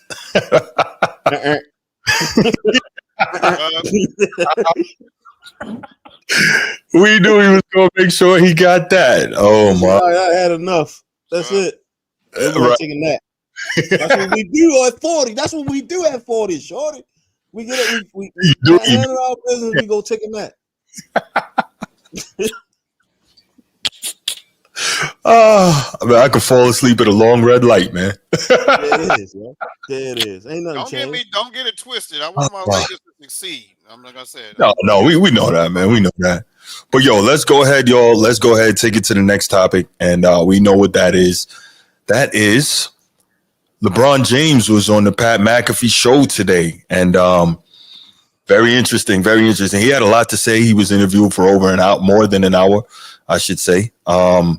And he had a lot to say about a lot of things, man. It was so much that I'm not even going to get into all of it during this because, you know, this is one segment. But I may end up doing like just a full show on it very soon here. But even beyond that, I didn't even know until I was just, you know, logging in to get this up and ready for this particular show. Stephen A. He had his show this afternoon on the Stephen A. Smith show, and he already responded, and he flat out called LeBron a liar. You know, the name of the episode is LeBron, The Lies Keep Coming, and he actually called him a liar. So I was getting to listen to just a little bit of it before we got started here, but I haven't had the time to fully listen to what Stephen A. said, but needless to say, I can't freaking wait, man, because this is, y'all already know this is super entertaining to me, man, because we're seeing LeBron get exposed. We're seeing Stephen A. get exposed, man. This whole thing is just bonkers. And to G's point, man, there's a whole lot of soap opera going on. And it's like, when did this happen? Like, when did this become a thing, you know? When we were coming up, back in my day, when we were coming up, though, you know, the soap opera was about, for the most part, what was going on the floor. You know, we were talking about who was busting who and, you know, who was giving who the work, pause, you know, on the basketball court. So it's just so different how much of the off-court stuff seems to be like the main focus now. It's crazy. Woodage says LeBron just makes himself an easy target. Yeah, and the LeBron fans just say the same thing about Stephen A. So it's all about what side of the line you fall on, because this is one of those things where you're going to, excuse me, you're going to fall on one side or the other of this particular line, whether you're going to fall on the LeBron side, you're going to fall on the Stephen A side, depending on how you feel about it. Ija Morris, great point. Whole lot of sensitive energy here, man. I don't know what's going on, but well, I guess it's gonna be what it is, right? You got Stephen A. He always talks about he was raised by 5 women. LeBron, we know he doesn't have a father, so I guess this is what you get, right? You get a lot of feminist type stuff going on here, but yeah. So this is very interesting. Now, Sid Bubba said something interesting a while back, and then I'm gonna get these guys' thoughts. On one of my shows that I did about Stephen A. Smith and his commentary on this whole situation, Sid Bubba called in and he said it, and he's one of the people that's been saying it from the beginning, that this whole thing is basically a psyop, right? To use my man G's phrase, this whole thing is a psyop, basically to just draw more and more attention to the NBA that was basically struggling in ratings and all that, and now there is a whole bunch of attention back. And Sid Bubba says, we know this was strategic. Why get on an ESPN show that rivals Stephen A. Smith? And look, Stephen A. Smith doing his thing on First Take. And then, of course, he got the Stephen A. Smith show on YouTube, has over 1 million subs. He's doing his thing there. He can say what he wants. And then we also know Stephen A. Smith and Pat McAfee, they're not the best of friends. Obviously, Pat McAfee came in, started getting a whole lot of dough. Stephen A. kind of use that to say, hey, I should be compensated in a similar fashion, et cetera, et cetera. So now we got this whole thing going on, man. It's all crazy. But all right, let me get Laker Nation and G's thoughts, and then we'll hone in on one specific section of what LeBron had to talk about today. Yeah.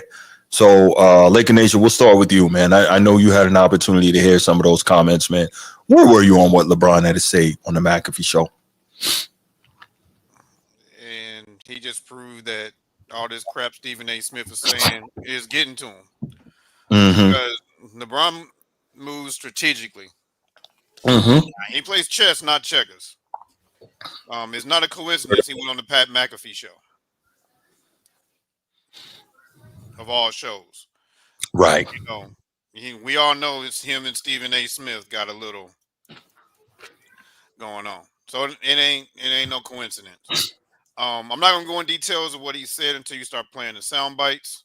Because I'm curious to see what sound bites that you have. But from what I heard, some of it I think he was being kind of genuine about how he felt, and some of that it was just a sideshow, just take some shots at Stephen A. Yeah, I think so. Other things that he said. Like, I think he was running his mouth too much, and I think he gonna piss. I think he pissed off his bosses by some of the things that he said too. So we gonna see, because he did a whole lot of talking. Right. Okay, G, what are your thoughts, man? I mean, he was on the Pat McAfee show, and you just dropped 7 of your last 10 games. Right. So what that tells me that from 50,000 feet is that this is just smoke and mirrors, man. Like, yeah, your heart really not into getting this thing done, and you're not gonna make it out the first round, as I said prior to. You just in this to kind of just to make news. That's it, man. Like, these guys are in cahoots. They in the same bed. Both hands in the same bowl, bro. I know people don't want to hear this right now, but you can always tell. LeBron lies so much. You always can tell when he lied, man. Like, when it's lights, camera, action. Like, right. Not saying that that's bad for NBA. It's bad. It's good for the sport. Yeah. It's bad for the players.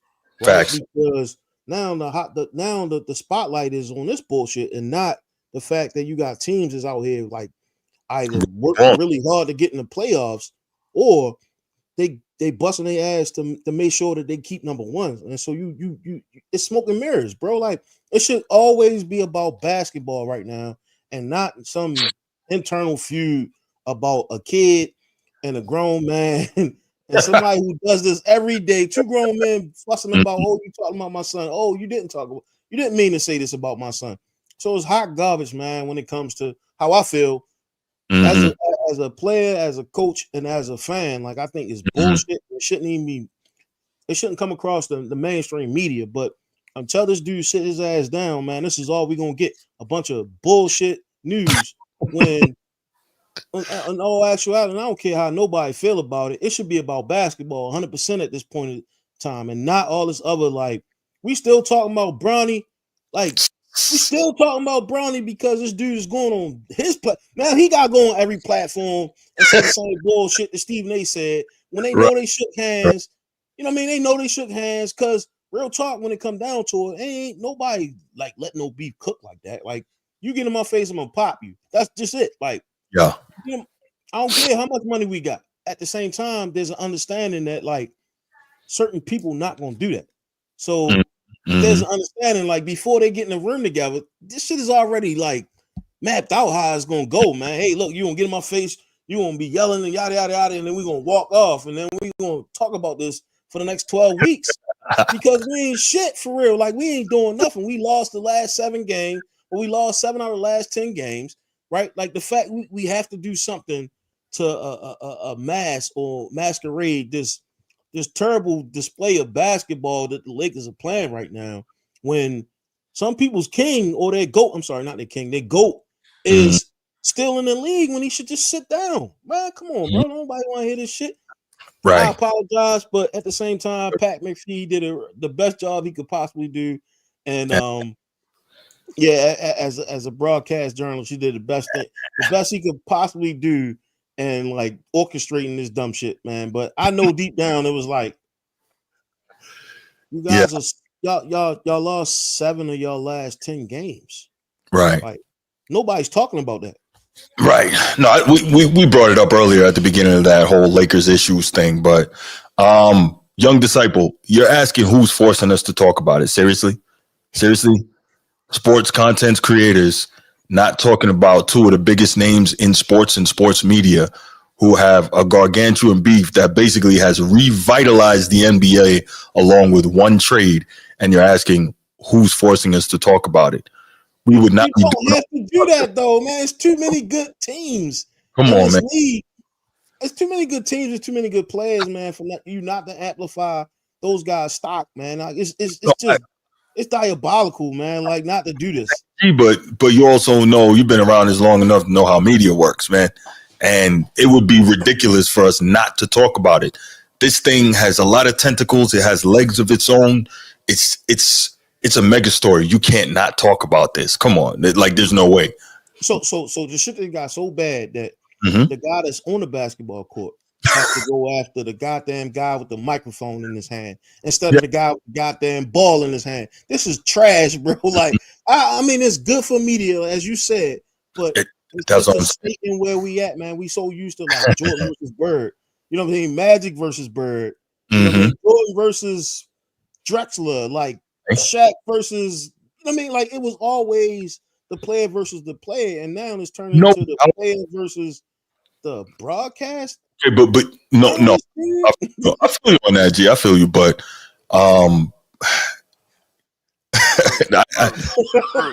Bruce, yeah.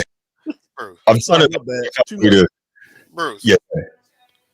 I am so sick of these people coming on here with all this nonsense. We can call out bullshit when we see it, and the fact that you accepting bullshit means that you a bullshitter. Talk your shit, bro. Yeah, we're gonna talk about it because it's bullshit. Like, that's hilarious. The timing of it all, as the leader of the team, when the team is in a funk, is bullshit. So yeah, we're gonna talk about it. If you don't like it, turn the show off. Oh man. Devil dog coming out. Tell them how you feel, bro. Tell them how you feel. Oh man. So let's do this, man. Let's talk. I got a section here of the show. We got about 8.5 minutes here. And one of the things I wanted to talk about was LeBron being extremely hypocritical when he was talking about the different eras, right? And what guys would do in different eras. So let's play that. And I think there's a little other, but let's play that, and then we'll come back. We'll we'll do what we normally do. We'll stop, comment, etc. But just be advised, there's going to be some gaps of silence, and that was because this was aired on ESPN. That was times when LeBron and McAfee were both using profanity. So ESPN, they just don't bleep it out. They just go silent while they're talking. And then when they're done with the profanity, they take the silence off, which I'll tell you real quick, really, really annoys me because we know what type of, for many people, LeBron is a role model. For many people, LeBron is a hero, et cetera, et cetera. Like, I don't understand you're going on a nationally televised platform and a nationally televised channel, a cable channel, to do an interview and you're using all this profanity. Like, that didn't make a whole lot of sense to me. Also, because, hey, LeBron, we want to actually hear what you have to say. So if you're using all this profanity and they're either bleeping or silencing you out, then you're hurting your own message. But I guess that would make too much sense. But anyway, let's go ahead and let's start what he has to say in terms of him discussing different eras, and then you'll hear the hypocrisy. But let's go. The conversation about the old school basketball is a real thing. Like, because that's the new narrative now, is like, it's a nostalgia issue. Like, a lot of people who grew up in a different era of basketball and get introduced to basketball, they're going to like that era regardless of no matter what happens in the future. You've played through what now? 3 years? 3 years? Yeah. Back whenever Kuzi was doing no-look pass. The first ever no-look pass. Kuzi. Yeah. He's a dog. Hey, he was an exciting white, wasn't he? He was an exciting white. Cool's that game for sure. Boom. Cool's that game. Yeah, but we're watching these highlights, and I'll speak for you. For that era. Exactly. Thank you. You don't have to say that. Yeah, for sure. No, I'll say this. Yeah, game for that. I grew up in Pittsburgh, so we didn't have an NBA team. So I was more an NHL guy, but I would watch the Lake Show at night because I couldn't sleep. So I did know the NBA, but not like, I didn't follow it as closely. When I watched The Last Dance, I was watching a lot of highlights, and I was watching people dribble a ball like this. And I was like, I don't know how that works in modern basketball. I think you guys have played a couple different sports. I think there was a Kuzi era of sports where a no-look pass, holy shit. And there was an era where people were starting to get like nasty. There's some more. You had Pistol Pete Maravich. He started coming in and started, getting a little bit of that. But then the ball was hitting off guys' heads and stuff. So they looking at him like, oh, what are you doing? Like, never see those lowlights though. Only see the highlights. Highlights are the only bangers survive. Then obviously Jordan comes in and transforms everything. All right, so real quick, this is one of those periods of silence. But let me say this. One, I didn't like, you guys said that McAfee did the best he could do. I did not like, from a journalistic perspective, the way McAfee attempted to handle this interview. It sounded like a whole lot of sucking up. There was very little pushback on anything that LeBron was saying. It's like he just wanted to be his buddy. I didn't like it at all. I didn't find that to be good journalism. But in fairness, McAfee's not a journalist. He just was taking advantage of having LeBron on the platform. Secondly, you heard him say here, Jordan came in, right? So he talked about all the old guys, and he talks about Jordan coming in. And McAfee flat out lies during this portion of the interview when he says Jordan came in and he's doing things nobody had ever done before. He's dunking from the free throw line. He's doing the reverses. Lies. Why do we have to lie as if the evidence is not out there? Dr. J, anybody? We saw him do the reverses before. We saw him dunk from the free throw line before. Like, I don't understand why so many people got to get out here and lie. It's not even like the evidence is not easily out there to completely refute the nonsense you're talking. But let's go ahead. It takes place with you guys, this modern era. Do you feel that? How do you address that? No. I definitely feel it. And I think, we just have to recognize that evolution is just a part of life, man. Like, shit, you look at the Hummer from the 1970s. LeBron about to lie to the right Hummer now. Of today. So here we go. The Hummer it wasn't in the 1970s. The Hummer was invented and built in the 80s. Ronald Reagan was president, and Arnold Schwarzenegger was getting taken around a military base when he saw the Hummer. And he said, I want one of these. And President Reagan said, well, Arnold, they're not for sale for civilians. And Arnold turned to President Reagan.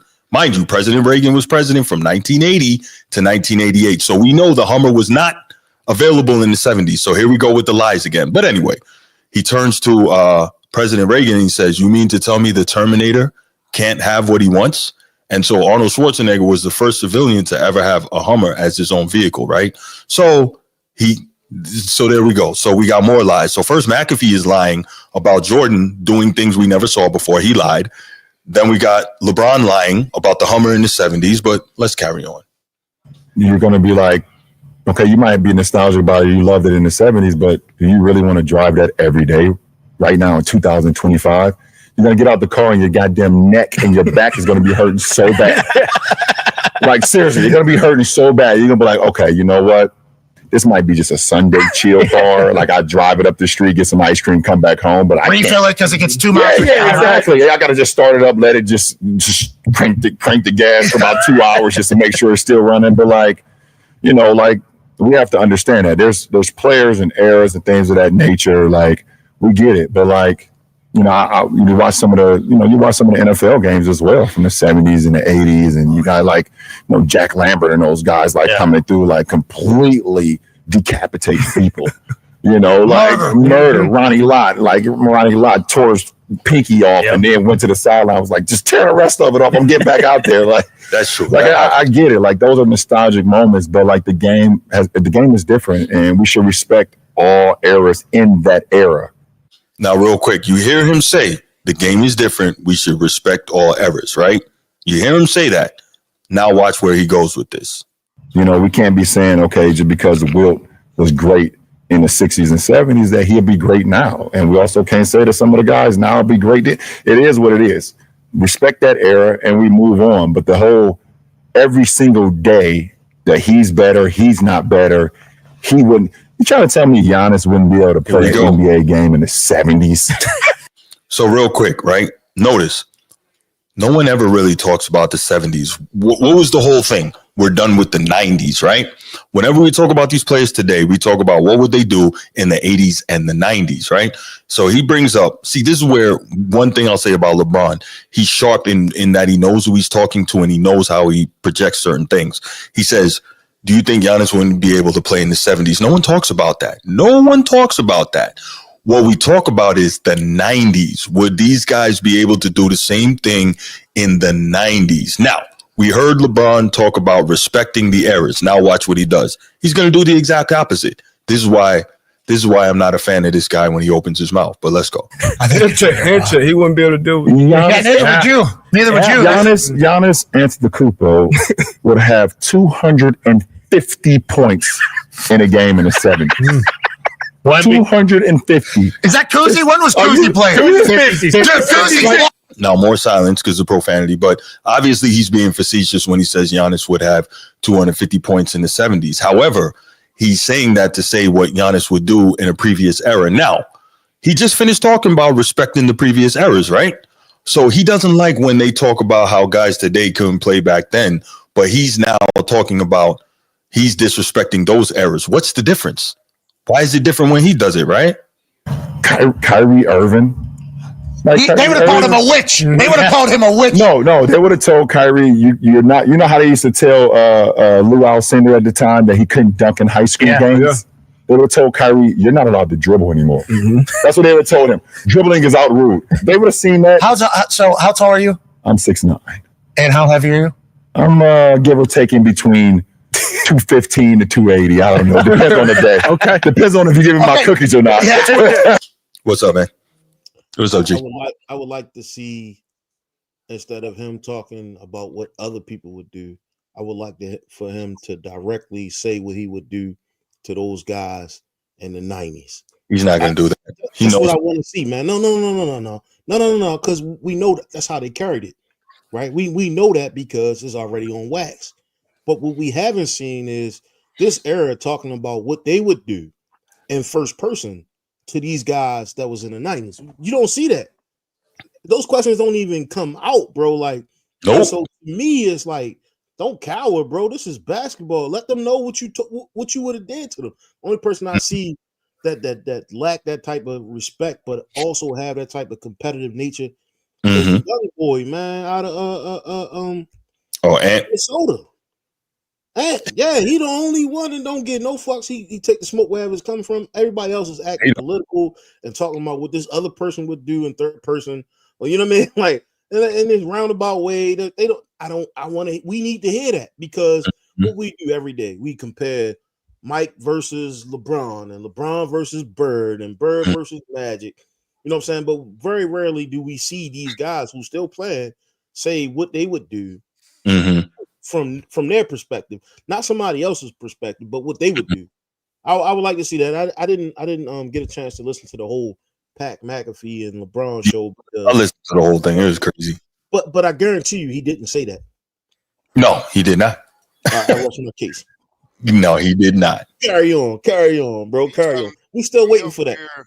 He over here talking about they gonna tell Kyrie not to dribble, and he act like Nate Tiny Archibald didn't exist. X. Pistol Pete. Like Nate Tiny Archibald wasn't doing those same moves back then. Earl LaPearl. Like you claim to be a basketball savant. Know your damn history. Be direct, though. Be direct, bro. Like all this indirect shit, man. Be direct, man. Like if you know the whole world is talking about you versus whoever, right? Be direct, man. Call out the people, and then maybe we'll get a 1v1 back in the day. Michael pull up at 60 and still fry. Anyway, that's my 2 cents, man. I ain't really got nothing else. I know it's just a. It's entertaining though. It's entertaining. But let's go on. Pat Riley's like we're tipping too close to 280. LeBron, the Beatles are becoming a heavyweight battle. Yeah. So 6'9". Yeah. Let's say you're you look very thin right now. Yeah. I feel good. So 215, 6'9", 220. Could easily get to 260 though. I think that would play in a lot of different areas. Yeah, I said, come on. I could play. Just like I would be able to play in any area. It's funny you hear some of them older guys like LeBron James couldn't play in this era.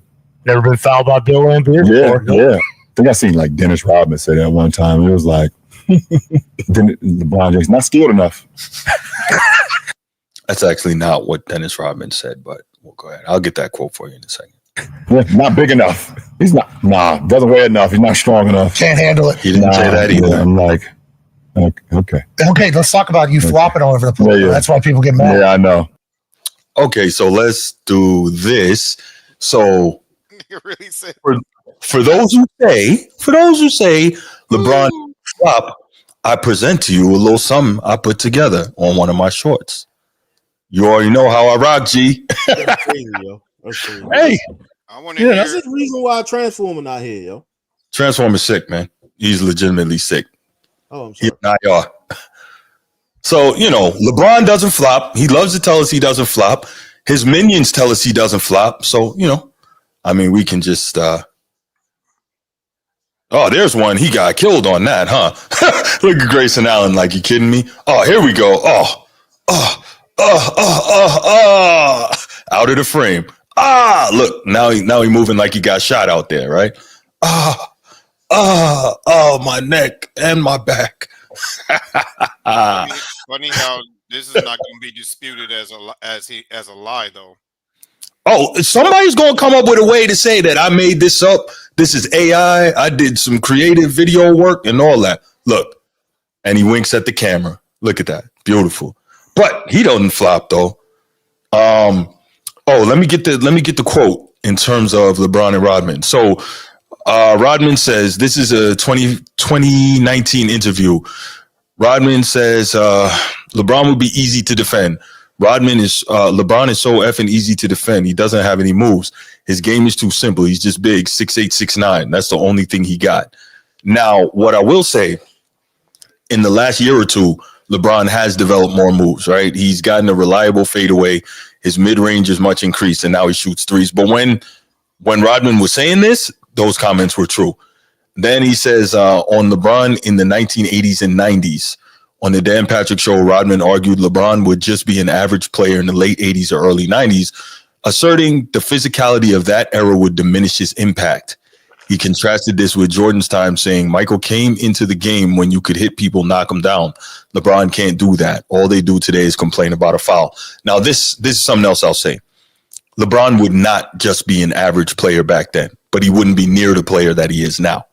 He would not be just average, but you would see a markedly different guy in terms of, like Rodman said, dealing with that physicality. We see this dude whines constantly about any type of touch, and we just saw the flopping. We just saw how brutal the flopping is, so we know that. 2017, Rodman says He criticized LeBron for resting during the regular season, something he said Jordan never did. LeBron's doing one thing that Michael Jordan never did. He never rested. He played every game. It's very easy to do what they define as greatness now. So there's that. And, so he had a number of things. But I would say if I was LeBron and I was going on the show and I was going to reference Rodman, I would probably make sure that I have the quotes correct. Because that's just something about me. Like, if I'm quoting somebody, I'm going to have the quote correct, or I'm going to say, this is a rough quote. But just to randomly say stuff that isn't what that person said, that's a bad look. But yeah. So Rodman said a lot of things when asked about LeBron, but he didn't say any of what LeBron is saying he said. All right, let's go back to go ahead, G. Before you play it. Yeah, the only thing I would say, the only way he would survive back then is if he changed his play style. I don't know if he could. Maybe if he came up in that era, he would. He's going to have to develop. He will have to develop that mid-range game sooner than later. Mm-hmm. I think his athleticism would have got him through his younger years. Mm-hmm. We've seen athletic guys dominate in that era. Mm-hmm. But one or two moves, like, ain't gonna do it. He's gonna have to play in the post a little bit more. Mm-hmm. He will have to, and he will have to put on a little bit more muscle if he was gonna, Said Bubba, he would not be like Karl Malone, right? Because I think there's a difference. You don't see that mentality in LeBron, right? The physical tools are there. He could be, but he don't have the mentality. I think he's just a soft guy. He's just soft. So, I mean, that is what that is. But what I would say to that, Bruce, yeah, 90s mentality was different. Like, he would have to, for him to play in the 90s, he would have to grow up in the 90s. Like, he wouldn't even make it out his neighborhood being soft. He'll get it, no matter how big he was, he'll get his ass weaved every day going to school. Being soft, because he grew up in the hood. But that doesn't necessarily make you tougher. Just like, I get what you're saying, but if you soft, you soft. Now we would like to hope that he would be tougher, but I don't know. Edward, Sid, Bubba, and Young Disciple all talk about how LeBron was a football player. Why do we keep referring to that, right? Yeah, he played football. But if we see this is a dude that whines and cries and fakes and flops all over the place in basketball, what makes you think that he would really be able to play football, going forward? He's not built like that. He's got natural God-given ability, but he's not built like that. He's not. He doesn't like getting touched. Like, he's just not. He's not exactly. Your favorite hater said, if he's a football player, why is he so soft? That's the question. Sid Bubba says he was selling calls. Nah, what he was doing was way beyond selling calls. We both know that. You saw the clips there. That's way beyond selling calls. That's, I don't even want to say out loud what that is, but that's way beyond selling calls, man. But let's continue with the clip. Yeah, no. Now, why do you do that? Patrick Mahomes does the same thing. He's the greatest of all time. For us, in a conversation of the greatest of all time, the rules indicate In the conversation. that if you're to hit him, he gets 15. No doubt. That's the same thing for you? I wish, because I am like literally over like the last 5-6 years, why everybody's been claiming I flop all the time. I'm like in the bottom half of free throw attempts per game. What does flopping have to do with where he is in free throw attempts per game? He's still a flopper. Period. Come on, man. Edward, stop it. How about this? Coming from a single, I like your comment, how you try to flip this. Coming from a single parent household, making it out from section makes you soft. No, but all that femininity he got from not having a man around, that's what makes him soft. How about that? You can see he's like, why is it hard for y'all to acknowledge what your eyes are telling you?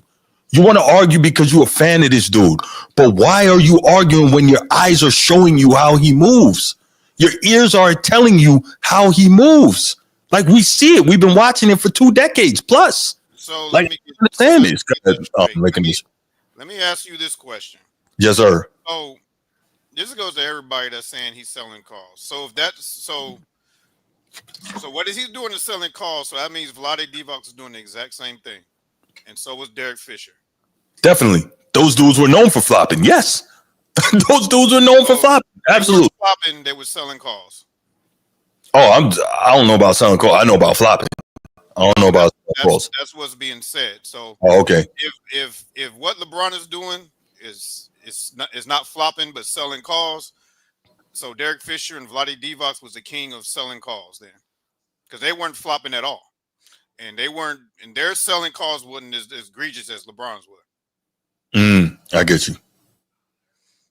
So, chat, tell me if I'm right or wrong, because we're gonna call a spade a spade. We ain't no bullshit today. We're gonna call a spade a spade. If that's selling calls, then there's no such thing as flopping in the NBA. Everybody sells calls.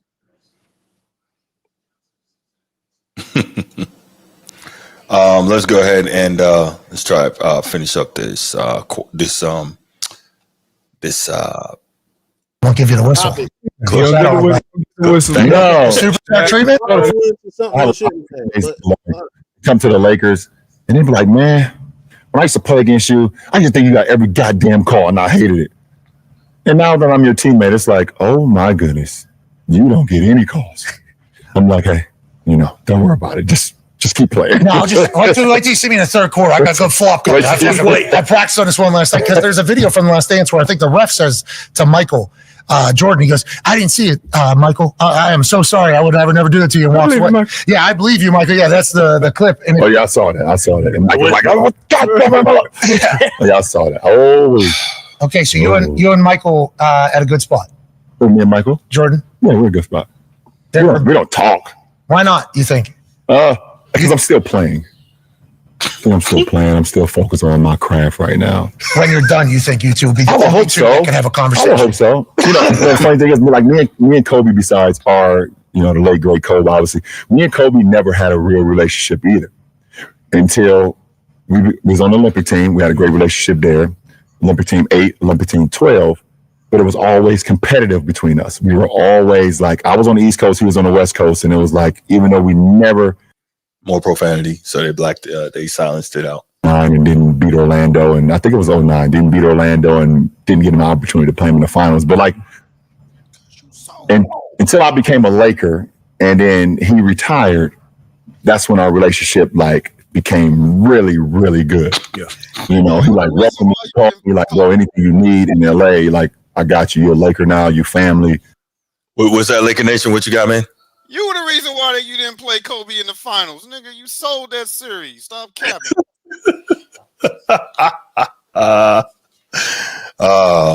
Well, got me out of character, man. I can't be saying. You sold that damn series to Orlando. Yo, we don't. This shit is cringy. This is ridiculous, man. What the kids call it, cringy, man.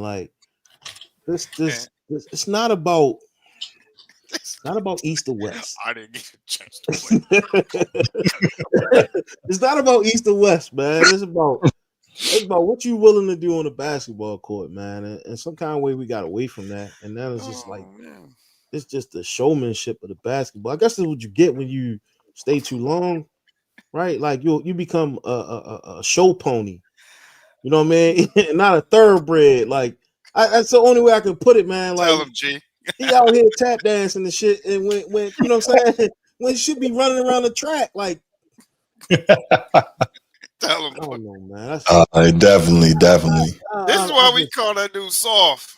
Yeah, man, it's about performance, man. First and foremost, not showmanship. Dominique, hello, welcome to the chat. Popping in.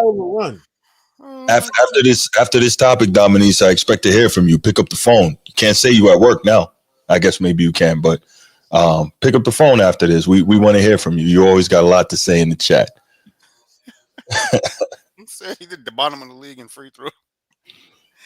Okay, well, you disappointed. That's cool. I want you to call in and explain that. Let's go ahead and finish this clip. Got about a minute left. And we would have multiple conversations. He was obviously, I saw him coming to a lot of games and things of that nature. And when I passed him in the scoring record in Philly, I think he had a tweet out there keep on going, keep transcending the game, keep going, and that shit meant so much to me. So I think it's because I'm still playing, you know, and MJ's, we all know MJ. Even if you don't know him personally, he's one of the most ruthless competitors there is. That's true. And He finally told the truth about something. And he doesn't have to look at me run up and down wearing the number 23. And every time my name is mentioned with his.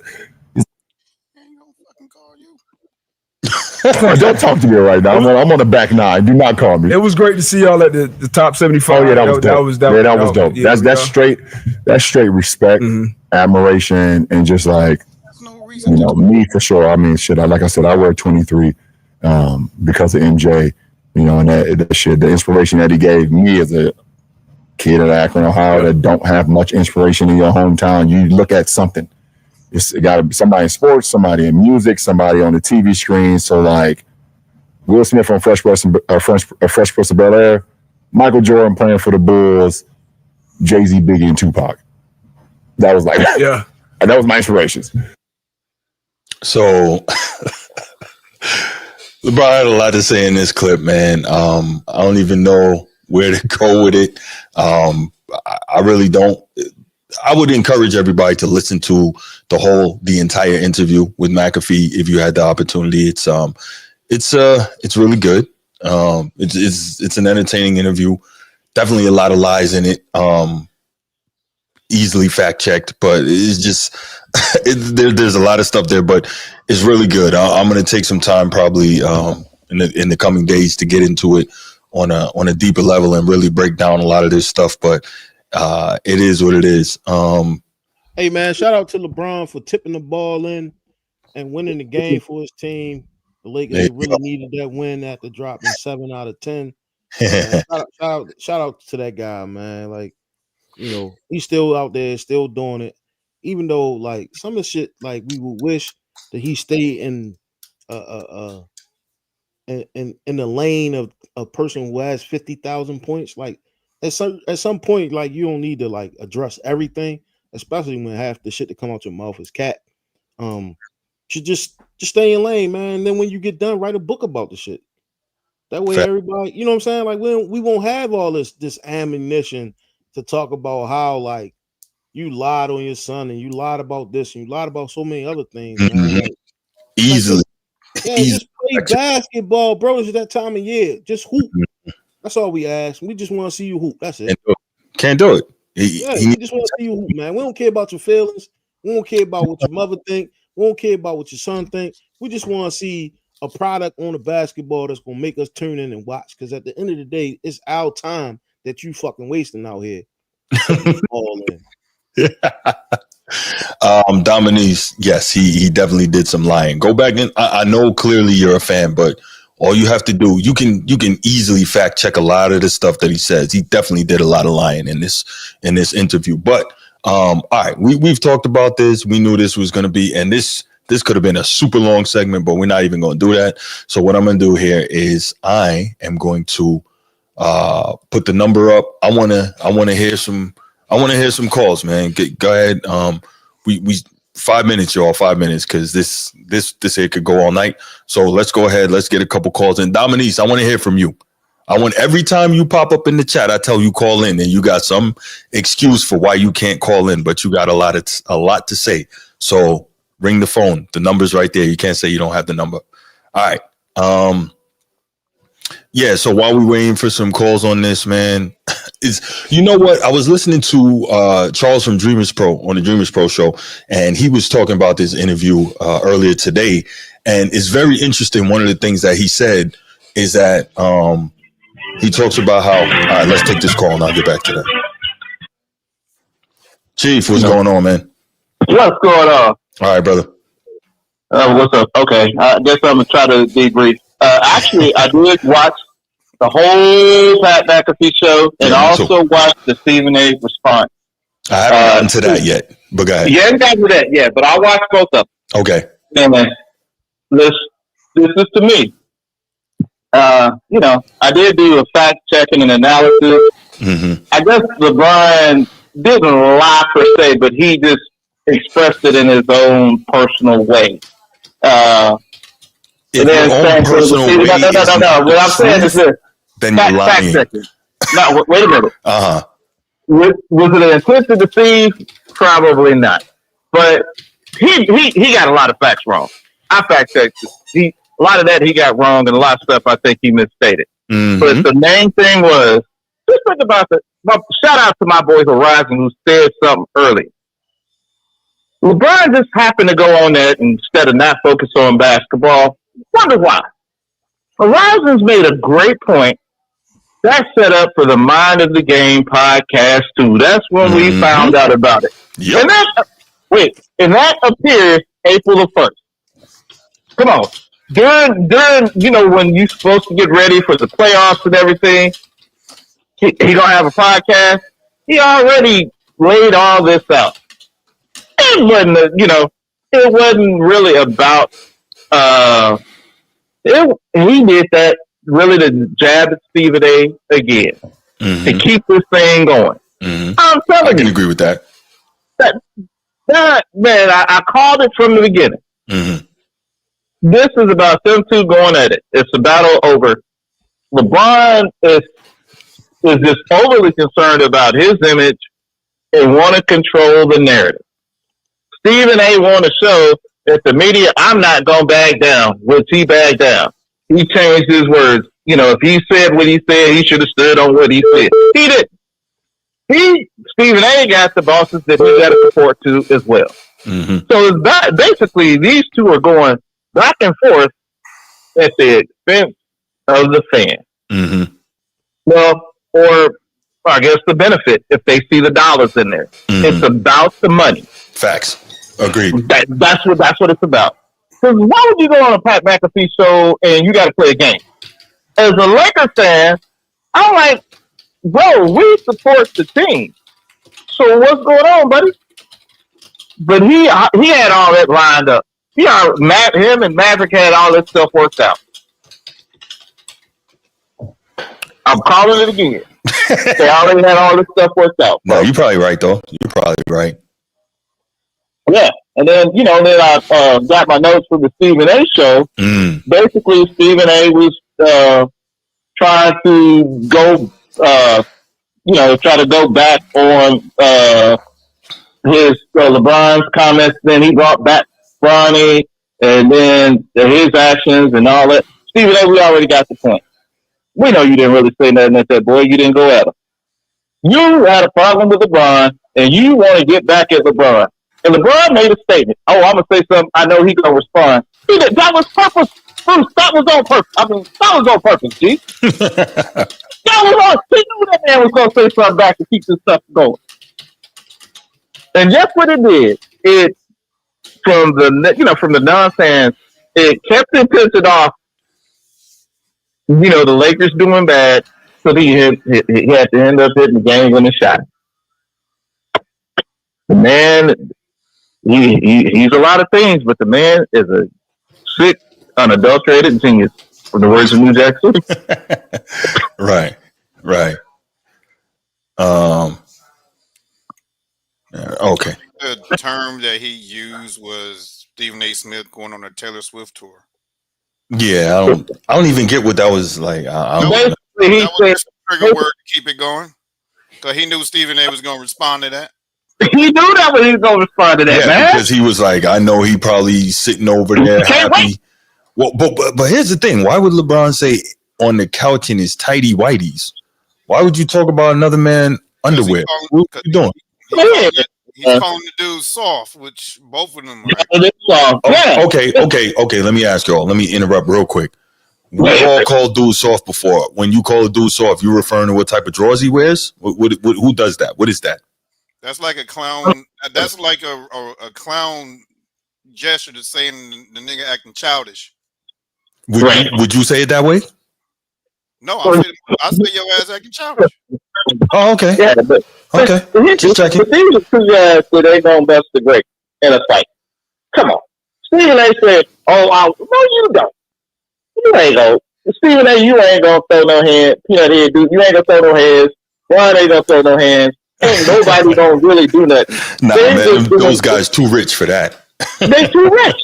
They ain't gonna fight. They know they ain't gonna fight. But what they're doing is keeping this drama train going. Mm-hmm. That's exactly what happened. And now LeBron gonna have a podcast in April, and you know Stephen A. don't go back at it with him to say something about his podcast with Steve Nash while he used to be playing. LeBron gonna go back. This is setting some stuff up for the future. See, what a lot of people ain't see, a lot of people ain't noticed this. LeBron James got a $750 million production company. Yes, he does. So, do you think? Guess what? That man, he's looking at the other side. He can't take no more. So he planned this show pony stuff for when he get out and be a billionaire. Why you ain't talking to Mike? Mike a billionaire. So once you get the billionaire stuff, I speak to him then. You know, man, No doubt. That man got a plan, bro. No doubt. Chief, man, I got to cut you, man. We got a couple calls trying to get in, man. As always, I appreciate the feedback, brother. Thank you so much. All right. All right, man. Call back, bro. Call back. Mike ain't respond. LA, Ken, I saw you. Young disciple, I saw you. Go ahead and call back, man. We're going to try to get these in. Yeah, Mike ain't responding. Ain't responding to that, man. And Stephen A. ain't punching nobody either. Well, no, but the only thing I gotta say about that is I did hear the part when he said if LeBron had put his hand, he said that if LeBron had put his hands on him, he would have fired back, and Stephen A. said that he would have got his A kicked. So I think he understands the size disparity, but he also said if he had put his hands on me, I wasn't just gonna lay down and take it. So I respect that. You know, even if you get hemmed up, like, are you really going to let somebody just box you up and you're going to just take that like it's nothing? Nah, I don't think so. You got to go down swinging, right? That's the expression, right? I mean, everybody got different energy when they get on camera, man. 2 days after the thing happened, man. Everybody got different energy. I feel you. Ken from LA, I saw you calling, man. Give us a call. Also, Young Disciple, let's call back. I saw you calling as well. I wasn't ignoring you, man. Just trying to get through that call. But now, if that was somebody like a Perkins or somebody that said that, then I'll believe it. But Stephen A. been checked before off camera. Dominic, you think you were? And I'm pretty sure people done said some more derogatory stuff than what LeBron said to him, and he ain't swung on nobody. Right. Man. But he's saying if they had put hands on him first, you know what I mean? Kmart got in his grill and probably put him. I don't think he put hands on him. I think he walked up on him and told him, "Hey, like, yo, don't do that." Kmart is a real one, though. I wouldn't want those problems. Kmart said he confronted him in front of, I think it was in Costa Rica somewhere. Say again? Well, me or G? No, you Laker Nation. No, he went on. He said it publicly on a couple podcasts. He approached him, and I think it was like Costa Rica or something. He said some. He said he got in his grill, and it was some heated. It was a heated conversation. Well, yeah, I'm sure it was because Kmart don't play. But I'll say this, right? But knowing Kmart, he got like, I don't know if he, you know. So my thing is this, right? If I had a choice. Not a good choice at all, but if it's I gotta shoot a fair one with Kmart or I gotta shoot a fair one with LeBron, yeah, I'm taking LeBron. I'm not shooting a fair one with Kmart. I'm not doing that. No, man. What's going on, Ken? How you doing, brother? Hey, how you guys doing? Maintaining, man. Thanks for calling in. Hey, man. Great show. I'm kind of in and out listening. You know, it's funny you talking about this. You got to talk. Let me start off by saying this. I'm gonna be quick, and other people are calling in. I'm gonna be honest with you. What's up? If I was Stephen A. Smith and LeBron James walked up to me and he called himself about to put his hands on me, I would have flopped way worse than LeBron James ever could have did. I'd be like, oh my God, I don't believe. Man, and LeBron James, I'd own part of Clutch Sports. You're right, though. Okay? You're right. I will, and you know, I mean, I might kick him while I'm on the ground, flailing around like a fool, like LeBron James does. but I'm telling you right now, yeah, that would have cost LeBron James, you know. But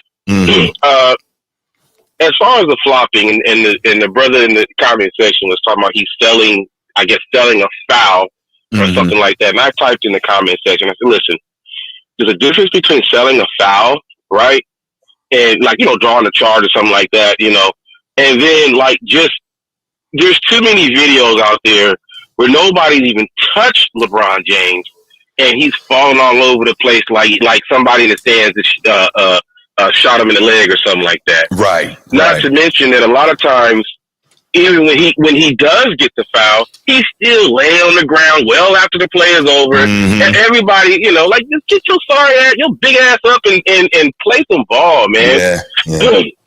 And one last thing. And I know LeBron James, and he'll never be Michael Jordan. That ship is sailed. Everything for every LeBron James fan. I had this conversation with my son all the time. To every LeBron James fan, I'm telling you right now, all he's doing is solidifying his status as the number 2 guy. In my opinion, he can never catch Jordan. That ship is sailed. All he can do is just make it harder for people to catch him at number 2. Okay, but to that point. Also, one last thing I wanted to say. I know he wants to catch Jordan.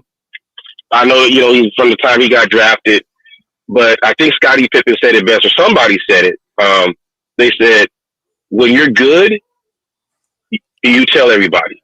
When you're great, they tell you. Everybody tells you. Facts. Okay? The fact that he's constantly having to try to prove these things that he's done, this, that, and the third. He knows that he'll never amount to Michael Jordan. He'll never do it. That's too many things. Faking like he broke his hand, the flopping. He the so-called groin injury. He's out there jumping around at his son's game. It's just too much stuff that this dude has done. That just the way he kind of put his son out there on Front Street and all that. Too much stuff that dude has done to really garner the respect that Michael Jordan has, along with everything he's done on the court. That's all I got to say, man. I really appreciate it, man. Great show, y'all. I'm very happy. Let me just say this real quick. I'm really happy for you guys because I'm seeing a lot more people in the comment section and participation, all that stuff. So. Yeah, like I said, just keep going, y'all. Y'all on your way up. So thank you, man. I appreciate that so much, man. All right. I'm gonna give another minute or two to take another call if anybody wants to call in. Waiting for that. I think we need to understand what that. You know what? I think. Say again. I think people need to understand what the comment means. When you're great, you don't have to tell everybody you're great. That's right. They tell you. Acknowledge it by what you do, and they tell you. Because what's the old saying in the school, in the yard, or wherever you at, when there's a bunch of men together, you fear the one that's quiet over the one that's popping off at the mouth all the time. Facts. No, I think another one is what understood don't need to be explained. Hello? What's up, man? I heard somebody looking for me. I'm sitting right here. Nigga, what's up? Nigga, what you gotta say? What you gotta say? You the caller. Man, bro, you looking for me? Nigga, I'll pop out. Nigga, what's up? Hey, my man. Yo, let's chill with the N-words, y'all. N-words. Oh, my bad, man. Oh, my bad. Hey, you looking for me? I'll pop out. What's up? Say what you gotta say. I want to hear them nonsense you gotta say about LeBron. Man, bro, I don't even know you, bro. So I don't got nothing to say. You ain't got nothing to say. You ain't got nothing to say. Stick to the topic and talk. Go ahead. I'm gonna be quiet. I'm gonna be quiet and let you go. Go ahead. It's your call. I think, young disciple, you had a call in. I'm sure you disagree, with a lot of what I had to say in regards to LeBron's commentary. So we were expecting that you had something to say when you called in. Oh yeah, that's cool or whatever. But I see someone in the chat where somebody said like somebody think I'm scared to call in. So I pop out to see what's up. So I ain't really even look like on the bird right now. I'm on what like what would be the reason that I'd be scared? Oh man, Man, like where is this coming from, bro? No, we don't have no energy like that going on, young disciple, man. Oh, okay. We I'm appreciate just you being here, though. I'm just making a show, but hey, but you are going too far, man. Like you talking about the homers in the 70s, and it started in the 80s. Man, come on, man, stop, like stop that, bro. Like my nigga, what would be the reason that he's trying to like purposely lie about the years homers like came out? He was just speaking to the advancement, bro. You can use any, you could put any car like take a Hummer out and put any car. He's just talking about the advancement, bro. That's the only thing he was talking about, man. Like stop, like you. So the only, come on, bro. I'm sorry. Go ahead. I didn't mean to cut you. No, I'm listening to you. I'm listening to you. Like, oh, okay. But the only thing I'll say is that when it comes to LeBron, like he's so easily fact checkable. Like he's been caught out there like saying things that just flat out aren't true so many times. So I have no. Bruce, I'm saying, bro, you look at it, look at the context in which he was using it, bro. Like it would be no reason for him to like to be lying about what year Homer. Like you think LeBron was thinking of that, or he was just, bro? He's talking on the fly, bro, and he was just trying to speak to. Well, he was, think about it, Bruce. He was talking about the 70s. That's the only reason why he brought up Homer and 70s in the same equation, bro. Okay, that's it. So you might be right, but I'm not inclined to give this guy the benefit of the doubt because he's caught out there so many times. And even beyond that, maybe it's just the way I do things. So let's say this. We know that LeBron, being the calculated person that he is, we know that he got the questions before he went on there. He said, what are we going to talk about? What are we going to discuss? So if that's me and I got that in advance, I'm prepared with everything I'm going to say well before I go on there. So when I go on there, I'm not in a situation where somebody's calling me out like, damn, what is this dude talking about? But Bruce, a conversation is not going to go like that, bro. You're not going to be able to script a whole conversation, bro. No, you're not. Like come on, man. But if I know I'm going to make a specific reference, I'm going to do my best to ensure that the reference is correct. Okay, but Bruce, we'll do me a favor, Bruce. Come up with a logical reason, right? Like ask yourself, like why would he like try to lie about that? Bro, I'm telling you, bro, he was just using that, bro. He could have said any car, bro. Mm-hmm. Hey, I'm saying because me and LeBron, we both was born in the 80s. So what I'm saying is that like, bro, we not gonna know nothing about. Oh, okay, Hummers didn't come around into the 70s, like, and saying that really gets them nowhere in the conversation. Like, you get what I'm saying? I hear your argument. You can't hold him. I'm saying, bro, we don't hold in interviews, bro. We don't nitpick and fact check everything. Like, because the year that the Hummer was invented wasn't his point. His point was how things advanced, man.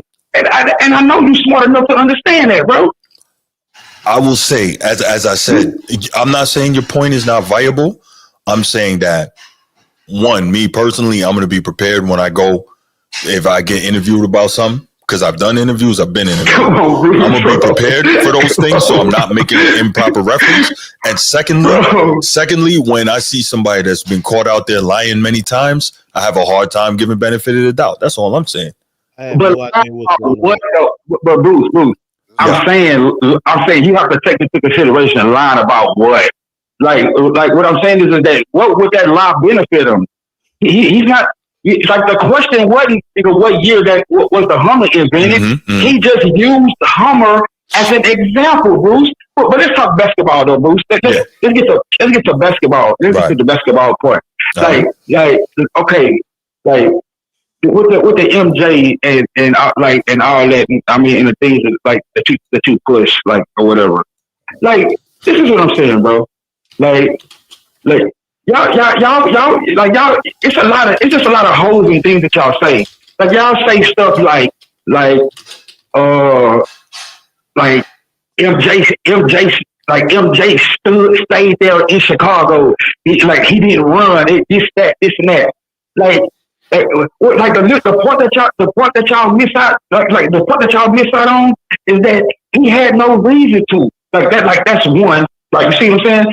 Like y'all forget that Cleveland is the same team, bro. That refused to trade J.J. Hickson for Amari Stoudemire, bro. Like y'all just look past that, man. It's cool. Like it didn't matter like what came about or any of that, man. Like Kobe didn't do that. Kobe didn't go the same route as MJ. Like, let's be real, man. Kobe was allowed to develop over years, bro. Years. Kobe didn't lead his team in scoring to like year 8. Like LeBron and Mike had like all NBA teammates like 6 times in their career. Like Kobe had it like 13. But y'all would take those 2 rings like after it was a decade of him not doing nothing on his own. Y'all want to take those 2 rings and attach them to Kobe when it was another man's team. Like that shit right there. Like y'all wouldn't allow that if that was LeBron. Okay, hold up, Bruce. Y'all say LeBron is out of the GOAT discussion because of 2011. That's what y'all say, bro. I've heard you and people on your show say that, right? Mm-hmm. So how can Kobe? So how can Kobe be like better than LeBron, or how can Kobe be in that same conversation when he wasn't even the best player on his team for 3 of his championships, bro? So we keep pushing, and I'm going to answer your question. Then I got to let you go because I got more calls coming in. But that's cool. That's cool, bro. Yeah, man, Kobe, first and foremost, Kobe would never go on a Pat McAfee show with this level of just like disdain and or bullshit. It will be all about basketball and not a broadcast journalist. It will be all about who's in front of them and not who's talking about them. I think that the difference. I think the things that we need to kind of hone in on is basketball, bro. Like not a live show, not a touchy feely. This ain't bro. What y'all talking about, man? Yeah, it's basketball. It's not therapy, bro. Like shout out to your man LeBron for getting that tip in the day, but at the same time, bro, like man, so why was Kobe on Inside the NBA explaining why he didn't shoot in Game 7? All right, hold on, because we still want to answer your original question. And like, come on, man. Laker Nation's gonna respond to you. Man. Laker Nation respond to you. Okay. He's gonna respond, and then I gotta let you go. All right, but I appreciate your call. Go ahead, Laker Nation. Would you put me on the phone? I don't want to hear no nigga talk, then I can't say nothing back. So I'll be listening. Wait, say that. My bad. All right, one. He just. I'm confused. I guess he hung up. Laker Nation, go ahead and respond to his question, then we'll take the other calls. We got a couple. A lot. I'm just gonna make it short. Mm-hmm. All right. He made a mention of. I guess he's mentioned about Shaq and Kobe playing together, and because of that reason, he wasn't a leading scorer on the team. He shouldn't be in the conversation. Mm-hmm. Well, in those beginning years of that, it wasn't one person above the other. They were a cohesive unit, both of them. Exactly. Shaq was a liability in the fourth quarter. Mm-hmm. His free throws. So Kobe took over at that time. Mm-hmm. He has gone on record talking to Phil and say, I know I can come in here and take over games. Mm-hmm. We want to keep the big fella happy. Yep. So beat him early. Yep. And I would close the games. That was their mindset going into those first years, and it worked. They got them 3 titles. Also, Laker Nation, let me just add on to that. I agree wholeheartedly. That's in Phil's book. That's in the Kobe books. But also, what we have to do is we got to stop being a bit disingenuous and look at the fact that if not for Kobe and his heroics and his production, the Lakers don't even make it to those 3 finals, those 3 NBA finals. Now, did Shaq dominate in the finals? Yes, because his matchups were Rick Smits, an older Dikembe Mutombo, and Todd McCullough against New Jersey, right? So, of course, Shaq had the matchups where he was going to dominate. But if not for Kobe, those guys, the Lakers don't make it out of the West. And Laker Nation, I know you agree with that. if we look at it, and that's no disrespect to Shaq. That's no disrespect to Shaq. We know how great he was. But if you look at it, Kobe matched Shaq almost point for point through those playoff runs. So I think it's disingenuous how people say, oh, Kobe wasn't the man on his team. That's not right.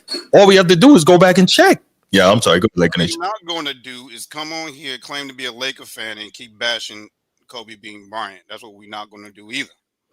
Well, we gotta. That's going to stop too. And another thing, you brought up. I'm guessing he's referring to Jordan's team at the beginning of their career versus LeBron's team. Mm-hmm. We are not going to compare that and the production of the players, because we already know what player A, Michael Jordan, accomplished with what he had, and what player B accomplished with what they had. I mean, you had old George Gervin, Orlando Woolridge, all that on one end. Right. And we had Larry Hughes, Darius Miles, and we know what we had on B. 2, competition. We know the East was at its strongest when he came in, and we know the East was at its weakest when LeBron came in. Prime example. How many 50-point win teams in his 22 career has LeBron beat? Outstanding question. 2 years. He is number 5 all time with 12. That's right. Let's go ahead and take this call, Laker Nation. Hold on, man. Bruce, what up? What's going on with y'all boys tonight? Maintaining, brother, maintaining. All right, man. What's going on? Hey, the Pat McAfee. We talk about the Pat McAfee, right? Mm-hmm. I loved every moment of it. I know you did. I love the pettiness. I love the. I love this. It was a cool little joke. It was a cool little off-script conversation, yo. You know, Pat McAfee ain't no true interviewer. They just look, they're tripping. Yeah, like, terrible. It was petty. It was a strategic move. It was petty on the wrong part. Because, you know, Pat McAfee and Stephen A., they beefing because, you know, they don't get along. They haven't gotten along. Right. Ever since ESPN gave Pat all that money. So. Right. Stephen A. was whining about that as well. Before I don't think that was whining, but go ahead. Yeah, whatever. So you watching another man pocket though for sure. Most definitely was pocket watching. Okay, real quick. I don't think that's pocket watching. When you're in negotiations for your own check, you have to know what people in similar positions to you within the company and within other companies are making, so that you can effectively negotiate. Like, as I understand it, that's how these things go at that level of money, right? It's just like, or is a guy in the NFL, okay, let's say Lamar is up for his next deal, right? He got another MVP and, he's a Super Bowl champion now. Is he pocket watching to say, okay, Josh Allen got all this dough, I need to get more than him because I've done more than him? That's not pocket watching, right? Yeah, I hear you, brother. I like how you, okay, I got you. Right. I respect everything you say to me holds value. You know that, right? I appreciate that, brother. How you doing, my brother, Boo? Jane, how you doing? What's up, big dog? Damn, man, you ain't hear me the first. Nah, man, he over here snacking, man. How you doing, Mr. Laker Nation? How you feeling tonight, brother? I'm here maintaining, as always. Laker Nation grew up, dude. Laker Nation grew up, boy. He's serious, boy. Laker Nation just be telling him, Laker Nation, he locked in, yo. He locked in. I ain't even gonna lie to you. I don't think he smiled one time, yo. God damn, man. Damn, man. One time, yo. He focused. My man, Laker Nation, take this shit serious. It's respect. But yeah, I like everything about it. I like that he mentioned that they talk. I like how Pat McAfee do that. Pat the Dirt Queen, a little shout out in the middle of the conversation when they talked about the travel was travel and that. Bron said it wasn't travel. So. No. Bron said that's not what he said. Bron said he don't like college ball and he don't watch it because they don't have a gather step.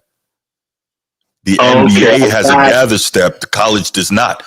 See, that tells me you didn't watch the short I made because I did watch that. I put the rule up there. In college, you get 2 steps. There is no gather step.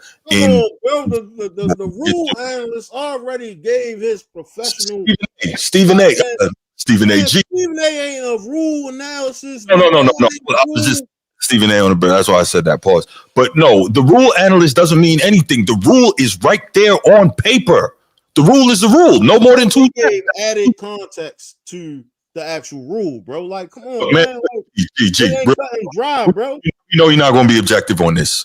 So we don't even need to argue this. You're not either. You're going to be salty regardless. You started off salty, then you go in salty. That's how you operate, bro. Like, it's cool. As soon as somebody say that he got moves like Jokic, oh my gosh. And I even flip the script and say, Shorty got moves like Dream. He played defense. Jokic gonna play defense. Right. First of all, the kid can play. All right, we're not even doing this. Let's go. No. You can't take nothing from him, yo. I'm not taking nothing from him, but to mention him in the same breath not at that age, yo. You can't, yo. It'd be a disservice to the game of basketball if you did. Who's taking anything from him? Who's taking it? You know what? It's all good. It's the same thing. If you don't worship somebody, you hate them. But it's great. Let's go. No. I'm gonna ask you this question, yo. Cooper Frag or Queen? Cooper Frag. I'm taking Frag.